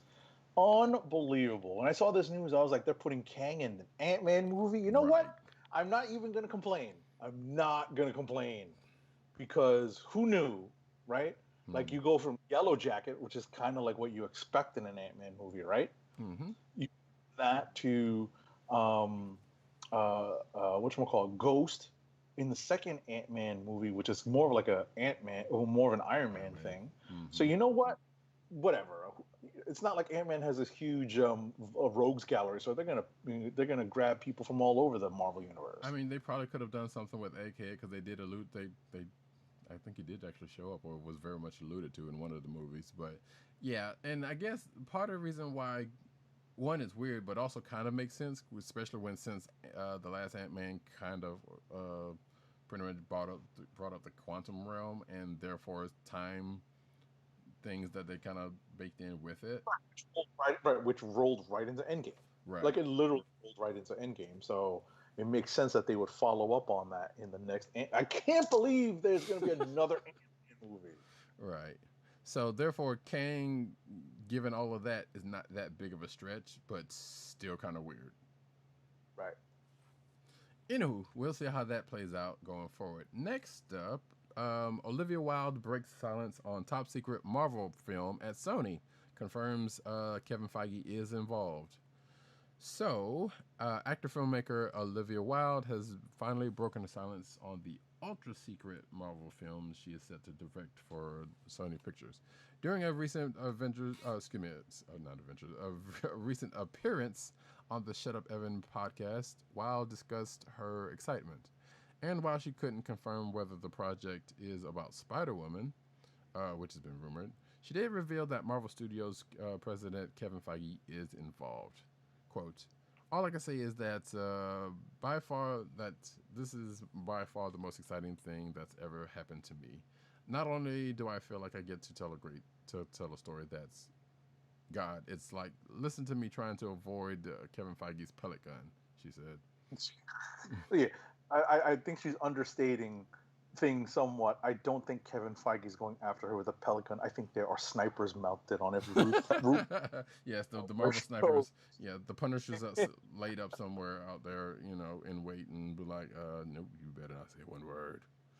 Like But you don't think that Ruffalo's, like Ruffalo's jokes about, the Avengers cast jokes about how that time when Ruffalo had, what was it, like he was live streaming like the first couple of minutes of I think it was an Avengers movie. oh, he's done a couple of things. Like there was that one where he and Don Cheadle was on a thing, and Don Cheadle kind of looked at him and was like, "Hey, you just spoiled something or something," you know, like he kind of just gave him a look like, "Hey." But so yeah, Ruffalo's pretty much been one that's kind of been out there, you know, messing with some stuff.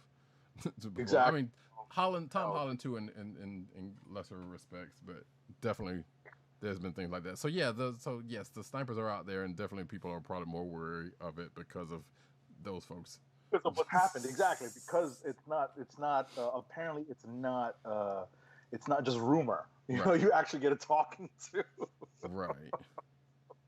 The rough equivalent of Marvel snipers being on the rooftops. Right. Exactly. So funny. All right, next up. But yeah, next up. It appears as though Thor: Love and Thunder will not be Chris Hemsworth's swan song in the Marvel Cinematic Universe, as the MCU star revealed in an interview that he is nowhere near ready to give up playing the role. Good for him. Yeah. You know what? Cool. Good for him. There's plenty of Thor stories to be told. After Avengers Endgame, which saw the retirement of Chris Evans as Captain America and the death of Robert Downey Jr. as Iron Man, Hemsworth noted that the film was the last film in his original contract, explaining contractually right now, yeah, that is it. He's done. He won't be playing the character again. But after Endgame's release, though, Hemsworth also noted he'd still love to do more. Yeah, cool. Man, that's good news. I'm gonna say this again. Maybe they could do Thor core. That's all I'm saying. It's there. You know what's funny? Honestly, they could absolutely use Thor the way they use the Hulk right now. Kind of as not necessarily someone who has to carry his own movie, but they could definitely have him as not a guest star, but definitely like another player in a larger group ensemble. Sure. They could he could definitely be kind of fall into a Hulk type role. Yeah, especially the way they've set him up in the movies. So yeah, totally. Next up, though, speaking of Thor, Love and Thunder is using and improving on ILM's Mandalorian VFX technology. Taika Waititi's upcoming Thor: Love and Thunder will utilize the same industrial light and magic ILM VFX technology as The Mandalorian. Excuse me, but with groundbreaking improvements from its original stage direction design. Because Taika's always moving. ILM recently announced that the next phase of its global expansion plan will increase the company's virtual production and stagecraft LED volume services. To do this, ILM will soon construct 3 more stagecrafts, 2 stagecraft volume sets, 1 in Manhattan Beach to join the already existing set, and 1 in Pinewood Studios in London, and a large-scale custom volume stage located at Fox Studios in Australia, which will be used for Taika Waititi's highly anticipated movie, Thor: Love and Thunder. So, cool. The tech is advancing, and people are using, and people are getting to use it. Next. All right. He's 50. Disney has viewed the first look at The Mandalorian second season just days after announcing the show will return on October 30th. The trailer, if you haven't seen it yet, spoiler alert, seems to pick up where the first season of The Mandalorian left off, with the Mandalorian and Baby Yoda, or the child, traveling across the galaxy. A voiceover ominously talks about stories of eons past, describing great battles between the Mandalorian and an order of sorcerers known as Jedi. Pretty cool. Which I'm kind of wondering if that's either allusion to some Clone Wars business or, which granted, I guess at this point, Clone Wars wasn't that terribly long. before this, or like going back to like High Republic or some mess like that. I don't know. If you know anything about the Star Wars universe, things tend to go in cycles and repeat. But yeah, did you watch the trailer? Yes. What'd you think? Listen, I don't care. I'm excited for this news. I just, whatever, man. Agreed. And of course, there's already gifts out there of Baby Yoda retracting into the pram and whatnot and stuff, and the broken down vehicles.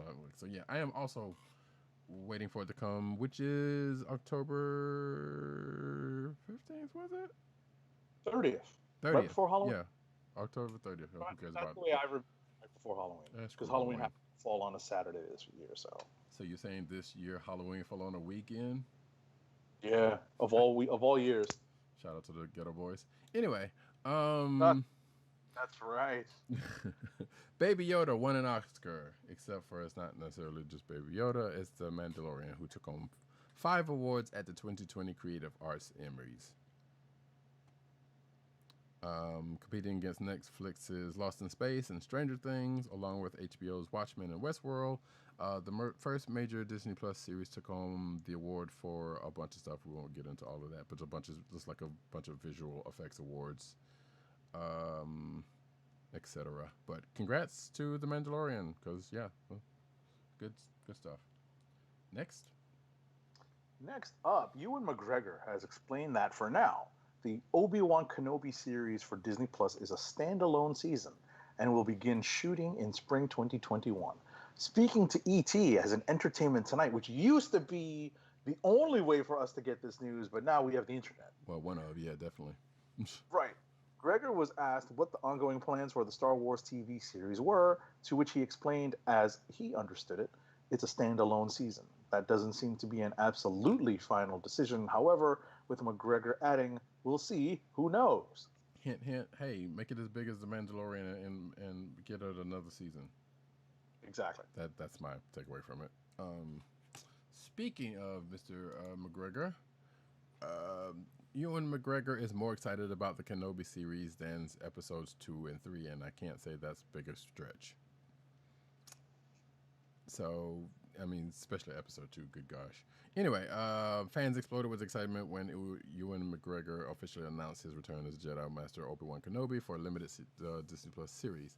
However, the excitement is eclipsed by that of none other than McGregor himself. And to be fair, before I even go any further, he has been getting work, so I was going to make a joke like, yeah, because he wants to get work. But no, that's not it. Because he was also, and I did not recognize this at the fact, but I totally forgot he was going to be in this. He was in that Birds of Prey movie as the villain.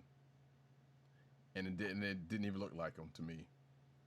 But anyway, during an interview with Empire, McGregor said that his excitement for the series outstripped that of working on Star Wars Attack of the Clones and Revenge of the Sith.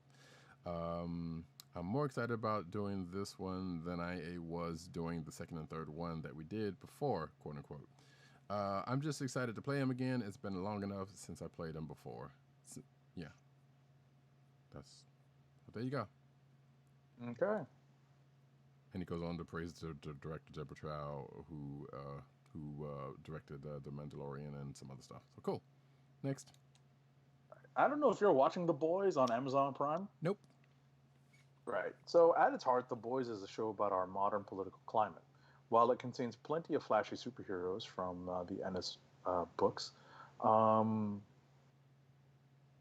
those heroes are used as stand-ins for the famous and powerful people in the real world who often operate without oversight or consequences. The show's battles are carefully mediated, more about information and posturing than about raw physical strength. So, it's no surprise season 2 of the show continues to deliver on those political metaphors, with the 4th episode of the second season's not-so-subtle reference to the hashtag #OscarsSoWhite movement. I watched this and I did get the reference. Was it good or no? Yeah, it's good. Okay. Listen, it's definitely an interesting take on superheroes. I have a friend who is a big fan of the Boys comic, and he's not a fan of the fact that they're deviating. They're obviously, it's just a loose adaptation at this point. Sure. Of the books. So he's not a fan of that, but he's intrigued by the direction. So Well, Gotcha. we will see how it goes. Cool. Some sad news. Game of Thrones, the Avengers actor, not the Marvel Avengers, by the way, actor Dame Diana Rigg dies at 82. So most of you at this point probably know her as Olenna Tyrell from Game of Thrones. Some of us of a certain vintage know her from Emma Peel, playing Emma Peel in the Avengers, or also playing James Bond's wife, who also sadly died in Her Majesty's Secret Service. Right. Does it say here what she died, passed on? Like, she was looking halfway. I mean, she was a very striking young lady when she was younger. But still. I was about to say, the people who are of a slightly older vintage than ourselves remarked upon her passing that she was a smoke show. She was definitely someone who caught the young lad's attention. Right. I mean, and I have seen a couple of episodes of the Avengers, and I'm like, yeah, it's true. And also the James Bond movie she was in, but I mean, less that than the Avengers. But she was definitely. I was just gonna say, once I figured out that the Avengers were not Marvel's Avengers, and I saw a black and white rerun somewhere on some channel, I was like, what is this fraud? What is this travesty? Why is this in the TV guide? The pre-internet folks. So that's funny. I had no idea what it was. Yeah, I was going to mention the TV guide when you mentioned the ET last article. So that's funny you mentioned that now. But yeah, it's also noted in this article that apparently Rigg's outfits on the Avengers show were a major influence on the world of comics. Her standard outfit inspired Mike Wazowski, but that's not right. Redesigning Wonder Woman in the mold of Emma Peel.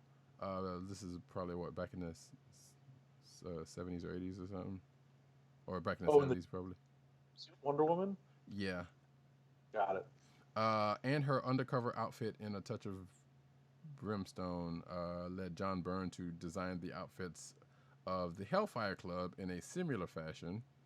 And if you're watching the video version, you can see one such picture where you can see the influence. The Hellfire Club in general was based on that episode, and as both Byrne and Chris Claremont were big fans of the show, and then once again, you can kind of see why. But yeah. Sad news, Diana Rigg. Yeah, it doesn't necessarily. Oh, I don't remember this, but she was also in The Great Muppet Caper. Oh, Lady Holiday. Yes. Okay, I do remember that. Anyway, so condolences to her family. Next up. All right, next up, Noah Hawley gives us an update on Star Trek status, teases new details. Last month, the disappointing news that Noah Hawley's Star Trek film may be stalled at Paramount Pictures as the studio reassesses its upcoming film slate. But in a new interview with Variety, the Fargo creator has given a hopeful update on its status as well as teased new details in regards to its story. Okay. Yeah. So I'm like, hey, it's still out there, but things. Next up, Stumptown has been canceled. ABC not proceeding with season 2. I mean, I think that that kind of is exactly what that means. Colby Smulders series may be shopped elsewhere. Sounds like this is an article that's been updated, and basically the TLDR is that the series was filming in Los Angeles and had not started production and hadn't had a firm date, but COVID happened.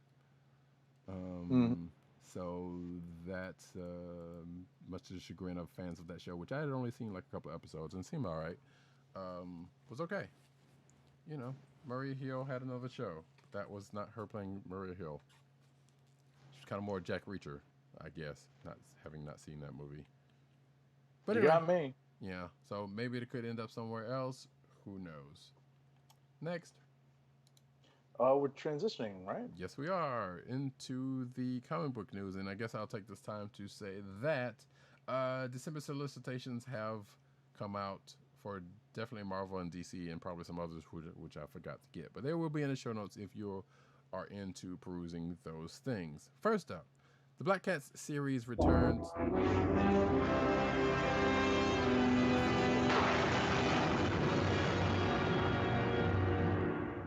I totally forgot about the transition there. Scared the hell out of me. So my apologies. The Black Cat series returns and a new costume will soon follow. Told you so. Anyway, I remember we talked about this. We did talk about it. Well, we didn't talk about the costume part because, but yeah, the part that the series is coming back, Agent 70 did definitely say. So yeah, Black Cat solo series will return later this year and see Felicia attempting to pull off the biggest heights of her life, basically, continuing Jed McKay's story. The issue will tie into the King in Black event as the titular Black Cat wolves have to steal an item from none other than the symbiote god Null. And I guess Judd McKay says, I told you, wait, is this from, yeah. Judd McKay says, I told you we weren't canceled. Check your Christmas list because this December Black Cat is back with a brand new #1. But remember, if we're going with legacy numbering, that puts us back on unholy number 13. And when you talk about Felicia Hardy, you know bad luck is her constant companion, says Judd McKay, like I said. So cool. Next. Excited about that. Glad to have it back with the same creative team. Yeah, which they have done. We have noted they have done before with other books and stuff. But yeah, I am, despite my interpretations about whether it was coming back or not, I am happy to see it back. Coming right. back. I am disappointed that J. Scott Campbell will not be supplying covers for this series anymore. It'll be I fine. think he's Black Widow for a little while. Lord. But I think that it is. I want to say it's either RB Silva or Marti Gracia doing. No, or Pepe Larraz. It's one of the two. One of the Hoxpox artists is doing. According to this, Pepe Larraz to the cover of #1. Right. Yeah. Doing the covers for the Black Cat series, so that's pretty cool. Yeah. All right, next up, with talk of a TV series based on Marvel's Silk floating around, Newsarama Games Radar wondered about the Silk ongoing comic book series announced back in February, and now there are answers. Marvel states that they have no new information to share currently. Newsarama Games Radar has confirmed through other sources that work on the series has continued despite the pandemic, and the series is still intended to be released, but with no firm release date yet. And this was originally announced in February for a July 2020 debut. This would have been a Silk ongoing series by writer Maureen Gu and artist Takeshi Miyazawa. Gotta love Tak Miyazawa, always a fan. We'll be taking Spider-Gwen, Silk, that is. I'm like, nope. Exactly. I was like, Spider-Man. They're like, no, spiritual spider sister? No, this is Silk. And putting her to work for J. Jonah Jameson and his podcast, Threads and Menaces. By day as reporter and by night as his protector. I mean, I guess that makes sense because didn't you work for the, what was the news channel? The Fact Channel. The Fact Channel, yeah. So I guess that continues to make sense there. They mentioned Threats and Menaces, whatchamacallit, in Sins of Norman Osborn. That was out this week. I didn't even catch that, honestly. Silk mentions it, so. Which, yeah, I guess that would be the person who would. So I still need to go back and read her original series, and actually go back to Spider-Verse itself. But that's a whole nother thing. Spider-Verse, you definitely need to read Spider-Verse. Don't know what's been taking so long. It's a lot. But so yeah, Spider-Verse and the other one, the follow-up to it, and which some of the stuff that got mentioned in the Amazing Spider-Man, kind of loosely. Anyway, next up. There we go. Marvel celebrates 50 years of Conan comic books with Conan Legend. Conan the Barbarian has been in comics for 50 years. Roy Thomas has been alongside him pretty much the whole entire time. Thomas is part of King Size Conan #1, a 50th anniversary special shipping from Marvel in December. Thomas writes, and Steve McNiven draws one of 5 tales in the oversized issue. Excuse me. Kurt Busiek and Pete Woods, Chris Claremont, and Robert Delatorre. Yeah. Daredevil writer, director, showrunner Stephen S. DeKnight writing his first Marvel story, because it's that easy to get a Marvel issue if you're some status. But anyway, and Jesus Sayas and Teenage Mutant Ninja Turtles co-creator Kevin Eastman also writing and drawing his first. Huh? I was just pause on that. That is Roddykat with the Hateration, to quote Mary J. Blige. But you know it's true. Also, Kevin Eastman also writing and drawing his first Marvel story. Comprised. He's up this dancery. I'm kidding. Anyway, compromised the other creative teams. The cover is by Andrew C. Robinson. We are off the rails. Oh, jeez. I mean, she does have that wine company that I made note of some while back. I mean, yeah, a wine label. Huh? Mary J. Yeah, she has a Golden Umbrella Academy. Yes, that is also true. That is true. I heard she's actually all right in that too. Yeah. So yes, she is pretty good. Yeah. So she's been getting her acting chops up lately. So that's good. Good on Mary J. She's not doing the slow bow. Y'all can't see me, so I'm not even gonna do it on camera anyway. Let us move on. So there's a Conan thing, and there's some people writing and drawing it. So good on them. Next up. Oh, we can rescue that story. Okay. Hateration. Vita Ayala will take over as writer of Marvel's Dawn of X era X-Men title New Mutants, starting with New Mutants number 14 this December, the publisher has announced. Launched by co-writers Ed Brisson and Jonathan Hickman in 2019 following the relaunch of the X-Men line with Hoxpox, Hickman departed after the series' first arc, with Brisson remaining on as the series' sole writer. Ayala will begin their run in December for a story that follows up on threads from the upcoming line-wide X-Men crossover 10 of Swords. Artist Rod Rice, importantly, who has worked on the series since its launch, will remain on New Mutants alongside Ayala. So right. It's nice to get a little bit of continuity, and I look forward to seeing what Vita takes, where she takes the New Mutants. And it's not just the traditional New Mutants. This is literally like every young mutant group just like mishmash together, right? Yeah, it's the OG New Mutants and all the others that came later. Exactly. So like yeah, Gen X, New X. Yeah, that whole crew with Rockslide and iBoy and all those, some of those people show up, even though not those people specifically, but Right. I was gonna say iBoy's on X Factor. Yeah, I know. But I'm just saying that crew. I'm sure there's I know like. Yeah, like Pixie, I think it may have showed up in his book or something, and she was along that. Pixie and somebody else had babies. No. You're thinking of Angel and Beak. Oh, Angel, yeah, with the wings. That's what I was thinking of. Yeah. But there was that uses, right? Pixie's the one that uses magic. Okay. Yeah, kind of. She's kind of like magic, but she's a little bit more further in, I guess. I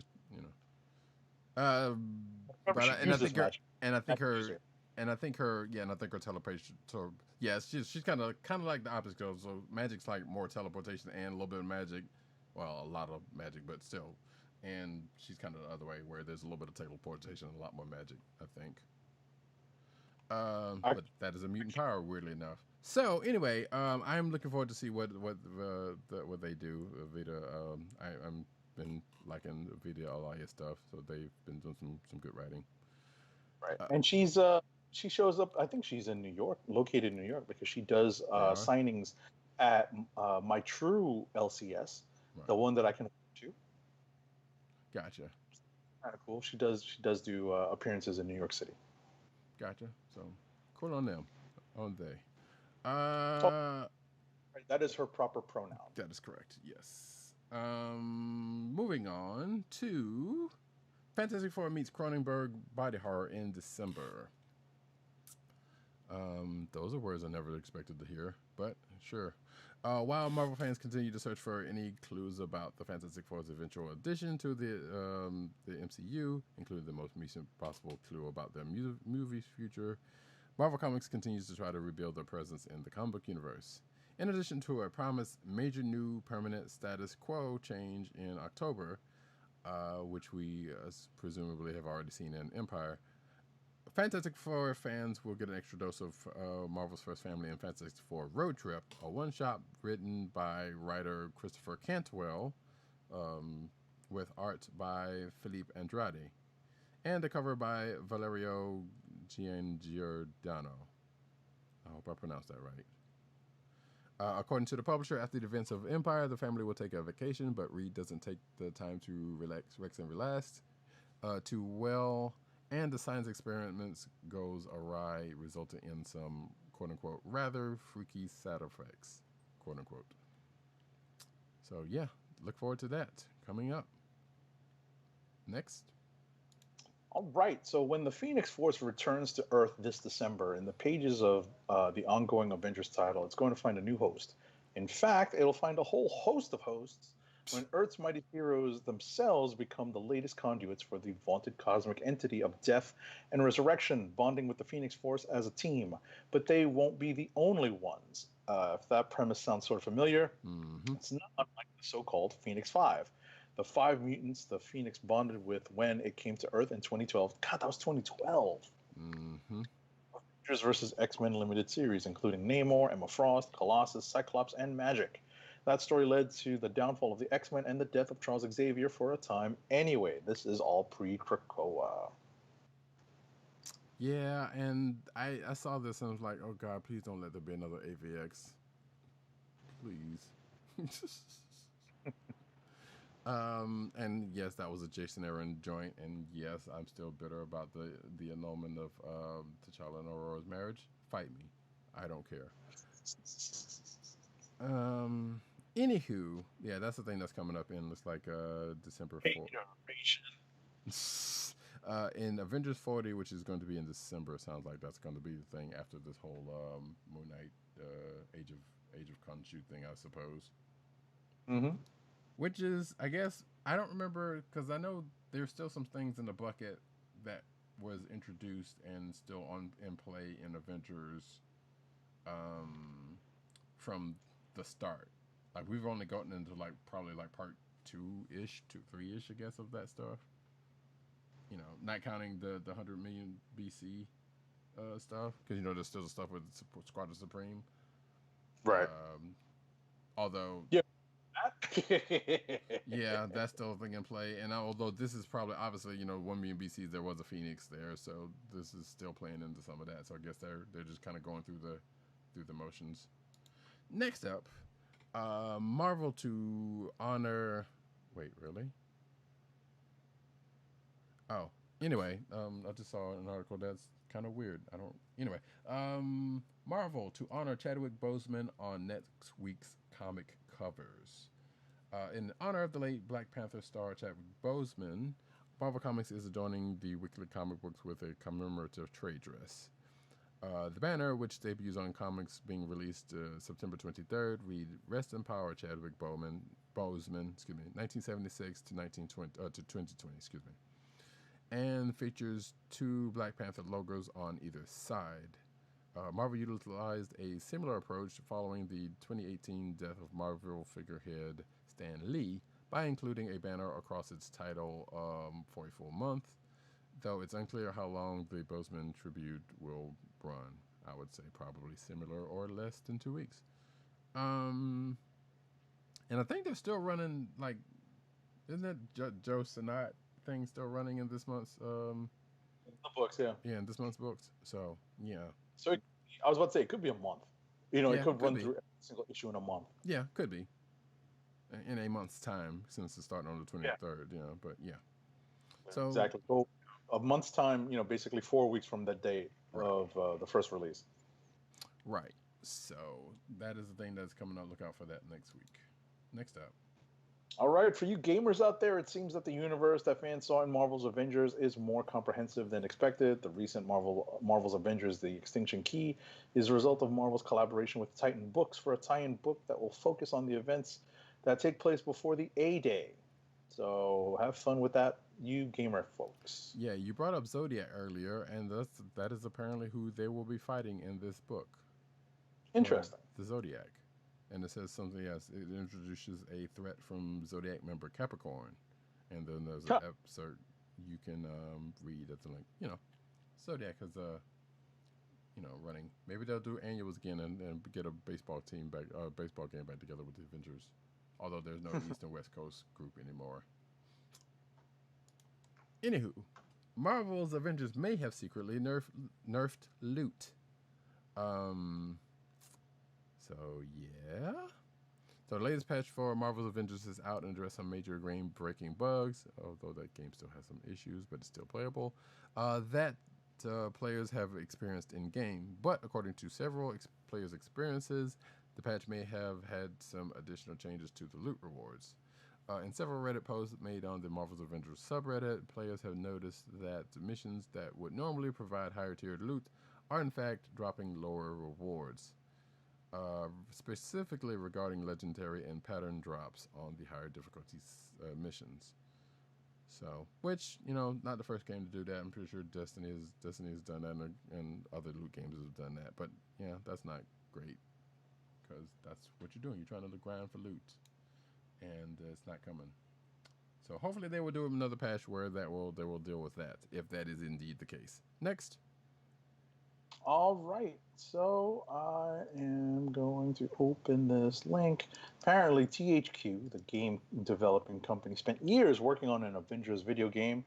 If you go to cnet.com, it has the story of how that was torn apart ultimately. So I haven't opened the link yet, but yeah, I'll just do the TLDR. They basically was working on it for a long time, and there was a bunch of issues, one way or another with either the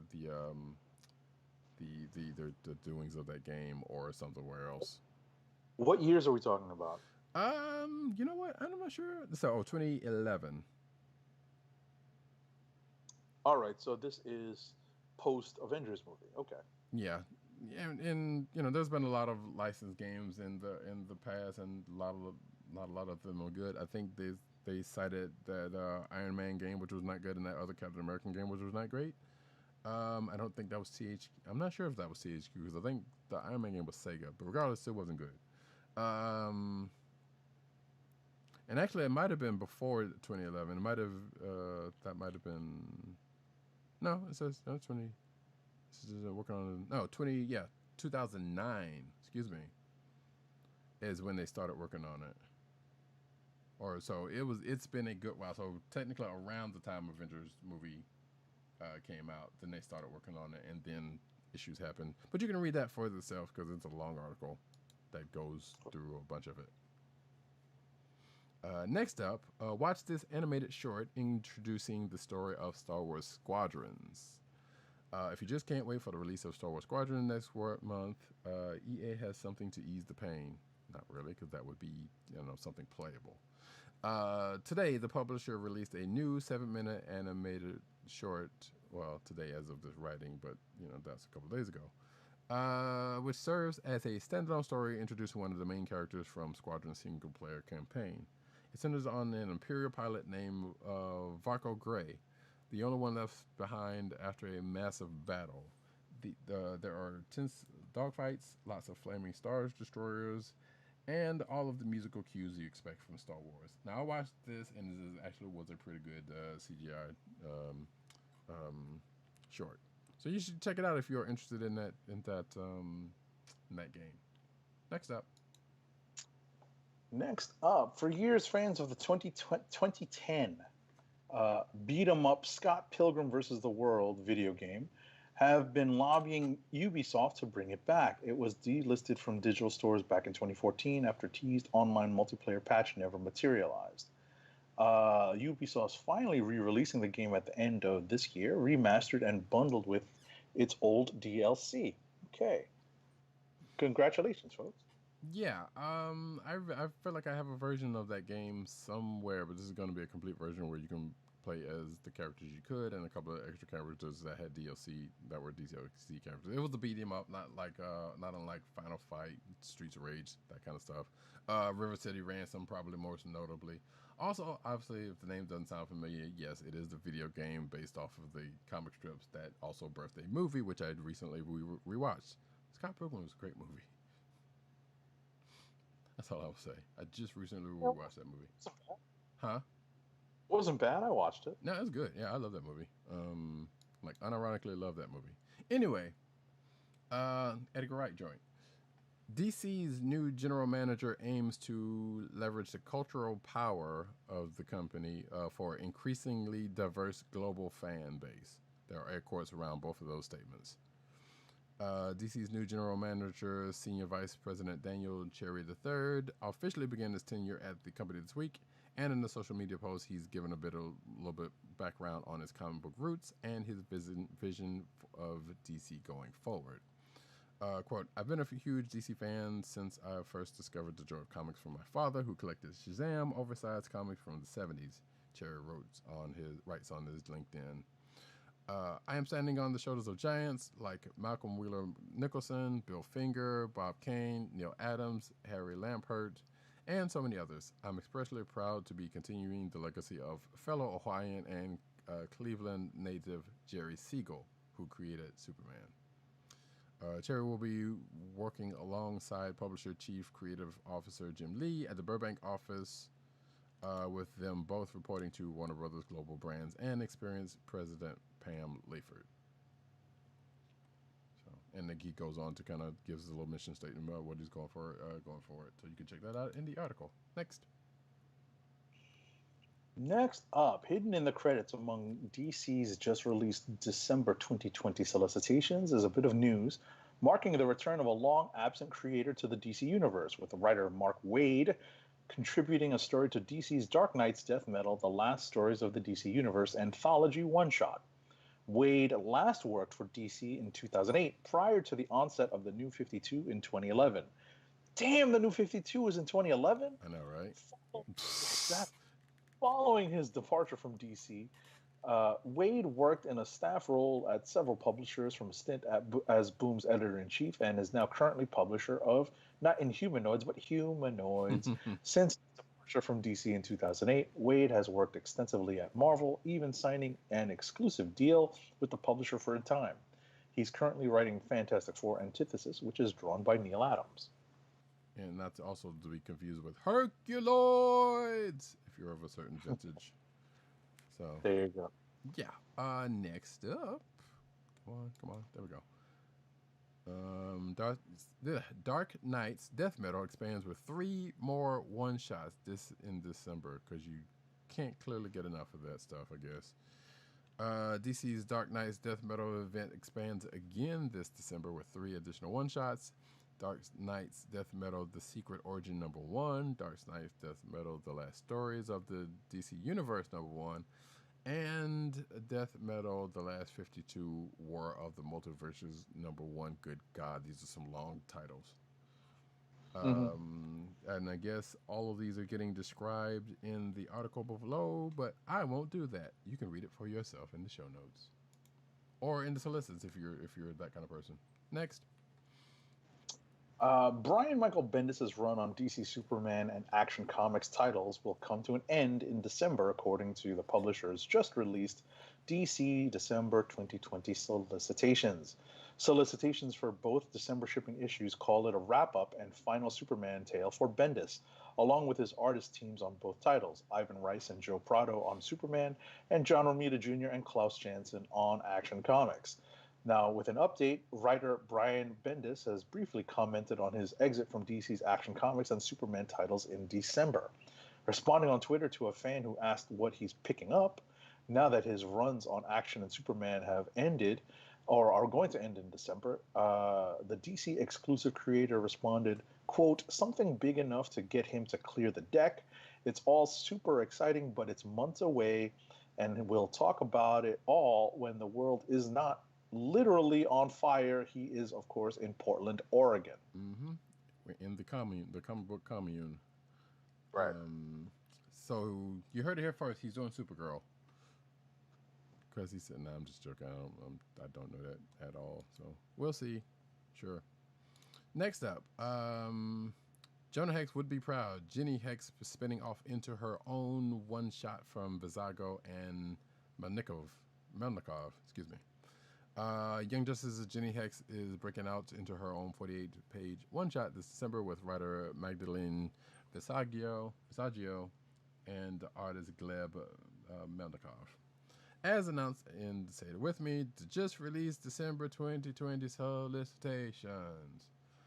Jenny Hex Special Number 1 will take the recently debuted DC character back in time. Gonna go back in time to the American Old West, the stomping grounds of her great-great-grandfather and namesake, Jonah Hex.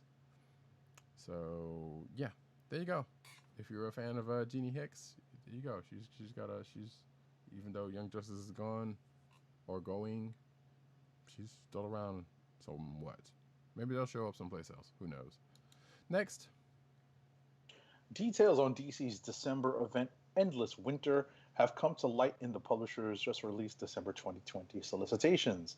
And while it doesn't focus on the villains we had speculated, that have been speculated, it does contain more than a few surprises.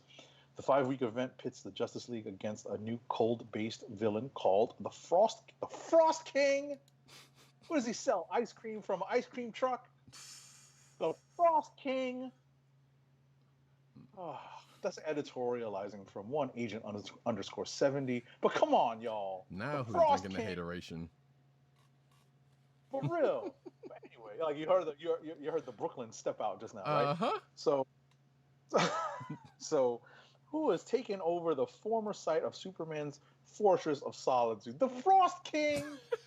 And while the Justice League lineup has the regular main characters, it'll feature a proto Justice League from 1,000 years prior, whose first battle, oh god, it's the 1 million BC Avengers, whose first battles with the Frost King led to his modern day rise to plague the current team. 1,000 years ago, a disparate group of heroes, Hippolyta, Black Adam, Swamp Thing, and the Viking Prince banded together to prevent the world from freezing at the hands of the Frost King. Was it soft serve? An exiled North god with the ability to control entire ecosystems. Oh God, DC, you stay losing. I mean, it's a Wendy's sponsorship. Surely the Frost King. Surely there's some Frosties coming down the pike, right? Actually, now that you say I say that, I kind of want a Wendy's Frosty. God damn it. Oh, hey, I just my recently had God. a Slurpee for the first time in like eons. So, well, not eons. That's hyperbole, but it's been a while. So a Frosty's probably gonna be on deck, folks. So wow. What's wild is that I was about to say it's been warm in the Northeast up until very recently. So Yes. the ice cream truck was still rolling around and obviously working from home the majority of the time. You still, you're privy now to hearing it roll through the neighborhood. So up until very recently, I think it's probably going to be rolling around probably through the end of this month, maybe before like kind of the seasons tend to change and the cold starts to kick in. But people still love their ice cream, so every once in a while you'll see ice cream trucks at tourist spots, but they Sure. won't be rolling through neighborhoods. So, but yeah, seriously, Frost King, that's totally an ice cream truck name. It's not Mr. Softy. Softy's the classic, but Frost King seems like one of the other rip off ice cream trucks. As flames, heaving flames, permeate from one agent underscore 70, and I try to figure out. Well, I know there's a Wendy's not too far, but it's closed right now. I probably go get me a Frosty Exactly. from Wendy's at some point. And yes, Seriously. your 1 million Shots BCs. Shots fired. But I was just gonna say that yes, definitely the 1 million BCs thing is kind of seemingly notable here, but also like hell, didn't DC have like a 1 million BC event like some years ago? Marvel and DC they're just doing pages out the same playbook, one after the other. One puts it in play, the other one takes it up, and then the other one takes it back up. So it's not a surprise. So there we go. Rorschach's sidekick, the Kid, gets an origin story in December. So the official synopsis of Tom King and George Fornes's Rorschach #3, released as part of the solicitations, promises an origin story for the Kid, the radicalized gun-toting performer that serves as, there's a lot of quotes here, the right-hand woman of the new Rorschach. In an instant, 15 million people are dead, the synopsis teases before posting the question, what happens when the human psyche is forced to accept such devastating truth? you know what? I don't really care about watching the stuff or Rorschach, so we're just gonna move on. If you do, there you go. It's out there. Next. Next up, DC's 5G initiative has been shrouded in mystery, and at this point, we'll never probably really know what the publisher was planning with this ambitious project. DC's publisher slash chief creative officer, Jim Lee, confirmed the long rumored reboot of DC's comic book line is no more. As Newsarama Games Radar reports, Lee revealed the news during pre-recorded Q&A segments at DC's Fandom. Explore the Multiverse. Lee confirmed DC won't be publishing a comic or event called 5G, nor are there plans to perform a sweeping overhaul of DC's continuity a la 2011, 2011's New 52 relaunch. Instead, DC will take a character-driven approach, to its comic book lineup. Shots fired, editorializing there, to its comic book lineup, as the company shifts focus in the wake of major layoffs and editorial restructuring. Yes, so all you stupid ass people who think that coronavirus, aka COVID, is caused by 5G, you still haven't won. This is not that. And yes, DC has killed 5G, so go back to your 4G phones, and we're just going to leave technology stagnate from there. There, all of those stupid jokes out of the way, we can move on. Oy. Still wear your mask, people, for goodness sake. Expect more Wildstorm returns at DC next year. So, Wildstorm alum Grifter will return to comics with October's Batman 101, and that's not the only piece of that mothballed brand that will be coming back in the coming months. In 2021, you'll see more Wildstorm integration, but in a thoughtful, deliberate, creative way when it makes sense. This is Jim Lee saying in the Q&A as a part of Fandom. You want to make sure all the characters in our universe exist for a reason. Yeah, right, like they've ever done that. And occupy a certain part of the spectrum in our mythology. Of course, part of that was me editorializing. So you don't have a character with duplicate powers, duplicate origins, or duplicate missions. I think they're a little late for that. Grifter will be introduced. Wait, isn't Grifter pretty much Red Hood? I don't remember. Kinda, sorta. Anyway, it doesn't matter. Yeah, Grifter will be. So what? As opposed to guns, he shot ray guns as opposed to guns. Oh, big difference! Yay. Grifter will be. I know. No, I'm not. I know, but there's gun toting 1, gold toting 2. Sure. Grifter will be reintroduced. Well, I mean, you also got Midnighter out there too, but that's a whole different thing. If you're just going for the gun toting set. Grifter will be reintroduced, I already said that, as a new hire for Lucius Fox, who was recently revealed to be CEO of Wayne Enterprises. Well, good for him. This would be Grifter's first major DCU appearance since the end of the New 52 Futures and in 2016. Next. All right, I'm trying to read this this article real quick because there's a spoiler and it's a long, long article. It's kind of pain. Yeah.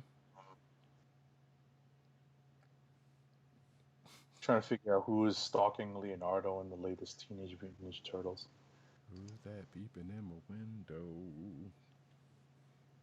So yeah, there's somebody stalking Leonardo in the newest Teenage Mutant Ninja Turtles. Sure. Yeah. I mean, none of us are reading that, so it kind of is slightly irrelevant. But no, not irrelevant, but just not something. I'm saying to us. I'm not saying exactly. in general. It's not something we can speak on with a lot of authority and knowledge. So right. Next up, Transformers Escape explores the Cybertron war through new characters' eyes. IDW Publishing has announced a new 5-part miniseries titled Transformers Escape, which will examine Cybertron's civil war from the viewpoint of the Autobots, Decepticons, and the innocent civilians caught in the crossfire. Okay, that last part is like, okay, that's the only new part about this, because we've kind of been seeing that. Written by current Transformers writer Brian Ruckley and illustrated by Bethany McGuire Smith, the 5-part Transformers Escape goes on sale in December. Series features Cybertron's greatest scientists, including Wheeljack, who's probably more of an engineer, not scientist, but sure. Hound, who's not a scientist, and Nautica, attempt to reactivate the ARC program so that they can evacuate the planet with huge spaceships. The question is, with Cybertron on the verge of war, will their efforts be enough? There you go. Next. All right. Brian Stelfreeze, the artist, reinvented Batman and Black Panther. Now he's taking on the CIA. He is, he's been in comics since 1988, and he's done covers for lots of things. He's also the co-founder of 12 Gauge Comics, an imprint that published projects like Matador, which Stelfreeze co-created with writer Devin Grayson. The company has released projects through Image Comics, but is going the crowdfunding route for new espionage action comic, Thomas River. That's pretty cool. Good for him. Yeah, cool. I like Stelfreeze's art. His stuff on the Black Panther's not most recent run, but fairly recent runs has been great. And right. First, which one? He was doing stuff on the first. The first time he's a coach run. Coach run. Yeah. I've met him a couple of times. He's pretty cool. Yeah, he's been at Heroes Con a couple of times, and I want to say I got a print from him, but I'm not entirely sure. I'm hoping that is the case. Because I know I have some prints that's still not framed, and frames that's still not. That's a whole other story. That's me not Rotate. Do what I do and rotate, just like a museum. Oh, I mean, just I don't take even them have them up. I need to clean up this room before I do that because I want to put it like back here on this other wall, which you cannot see. Right. So you're in the arena. Call it? In Thor Ragnarok. I got yes. But just like how I'm in the Shield boardroom. Exactly, but all that in due time. Next up, though, war room at Shield headquarters, right? Indeed. How to Find Comics by Woke creator Keith Knight. So Keith Knight, I did not know this, that Keith Knight, the cartoonist, whose work I am familiar of. In fact, I got a couple of books on the other side on a bookshelf, whose work I have enjoyed in the past. Also, co-created Woke, the Hulu series. But so this article is basically saying, hey, I guess it's basically saying, hey, if you enjoy Woke, here's where you can find his previous works, the K Chronicles and such, which some good stuff. I'm pretty sure they're probably out there on Go Comics or one of those sites like that. But yeah, like I said, I've enjoyed this stuff, and this article will tell you where you can find more things of his, if you're so inclined. Next up. All right, next up, following runs on Marvel's Black Panther, DC's Deathstroke, and Justice League, and Dynamite's Vampirella, veteran comic book writer Christopher Priest is teaming up with Heavy Metal for an upcoming standalone science fiction series called Entropy. The publisher describes the project as the story of Henry Hanks, a, quote, likable average everyman who will become responsible for destroying the world. Good. Under the influence of Keiko, or Kako, a seemingly unstoppable, chaotic force that exists throughout the multiverse, a force that he swears to destroy no matter the cost. No artist for the series has been announced. Good for him. Yeah, Chris Priest, a.k.a. James Owsley, is pretty cool. Stop doing that. Good gosh. Let the man live. But yeah, I've said this many times. So I love Priest's run. Pause your praise just for a hot second. The only reason why I bring that up is because I completely forgot that one time that I went to see Priest at Connecticut's Terrificon, and I forgot to bring my Spider-Man vs. Wolverine, which is written by James Owsley, for him. I forgot. Okay, sure. So I regret not bringing it. Sign it. That's all. Sure. The Black Panther stuff, the cool Black Panther stuff that he did, but I would love to, because I don't think he's ever come to Heroes Con, not that I can remember. Well, I would say, remember, he didn't do I the know, convention circuit long time, and he doesn't and do he a had whole lot, what's that? and he doesn't do a whole lot now, or Right. in recent years. Well, exactly. Like, I mean, he didn't do it for a long time, and then um, recently he did. He did New York. Was like he had like a tough experience after one New York. Hmm. So come back, but then he was supposed to come back for this year, but obviously COVID. Yeah. Or was supposed to come back. No, he did come back last year, and obviously was going to come back again this year. But Right. obviously with COVID, there's all that. But I did see him at Terrificon, and he was a blast to talk to. Right, but the point is, I So, don't think he's, as far as I know, he's never done Heroes Con unless it was like before I started going or something. Which, as you said, it's like it hadn't really been a whole lot before recently. So, but anyway, like I was just gonna say, hey, I love Crease from Black Panther. Y'all know this. His Deathstroke role was also pretty good. You should check that out. And I did not check out his Vampire run because I'm not really too much into that jobby. Despite that's probably the only thing they have going for them right now.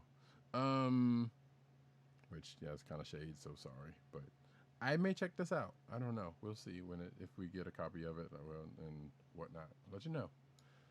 Last but not least, Dark Horse reveals new comic book prequel to popular role-playing web series Critical Role. So yay to the critters out there. Dark Horse is continuing to expand on the massively popular web series. It's late, folks. Sorry.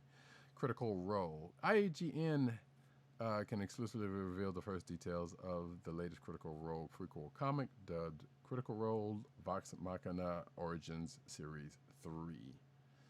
The latest entry in the Vox Machina Origins series reunites the full creative team from the last time around, with series creator host Matt Mercer co-writing with Jody Hauser, Olivia Sampson drawing the book, and Masick coloring, and Ariana Maher doing the lettering. So, cool.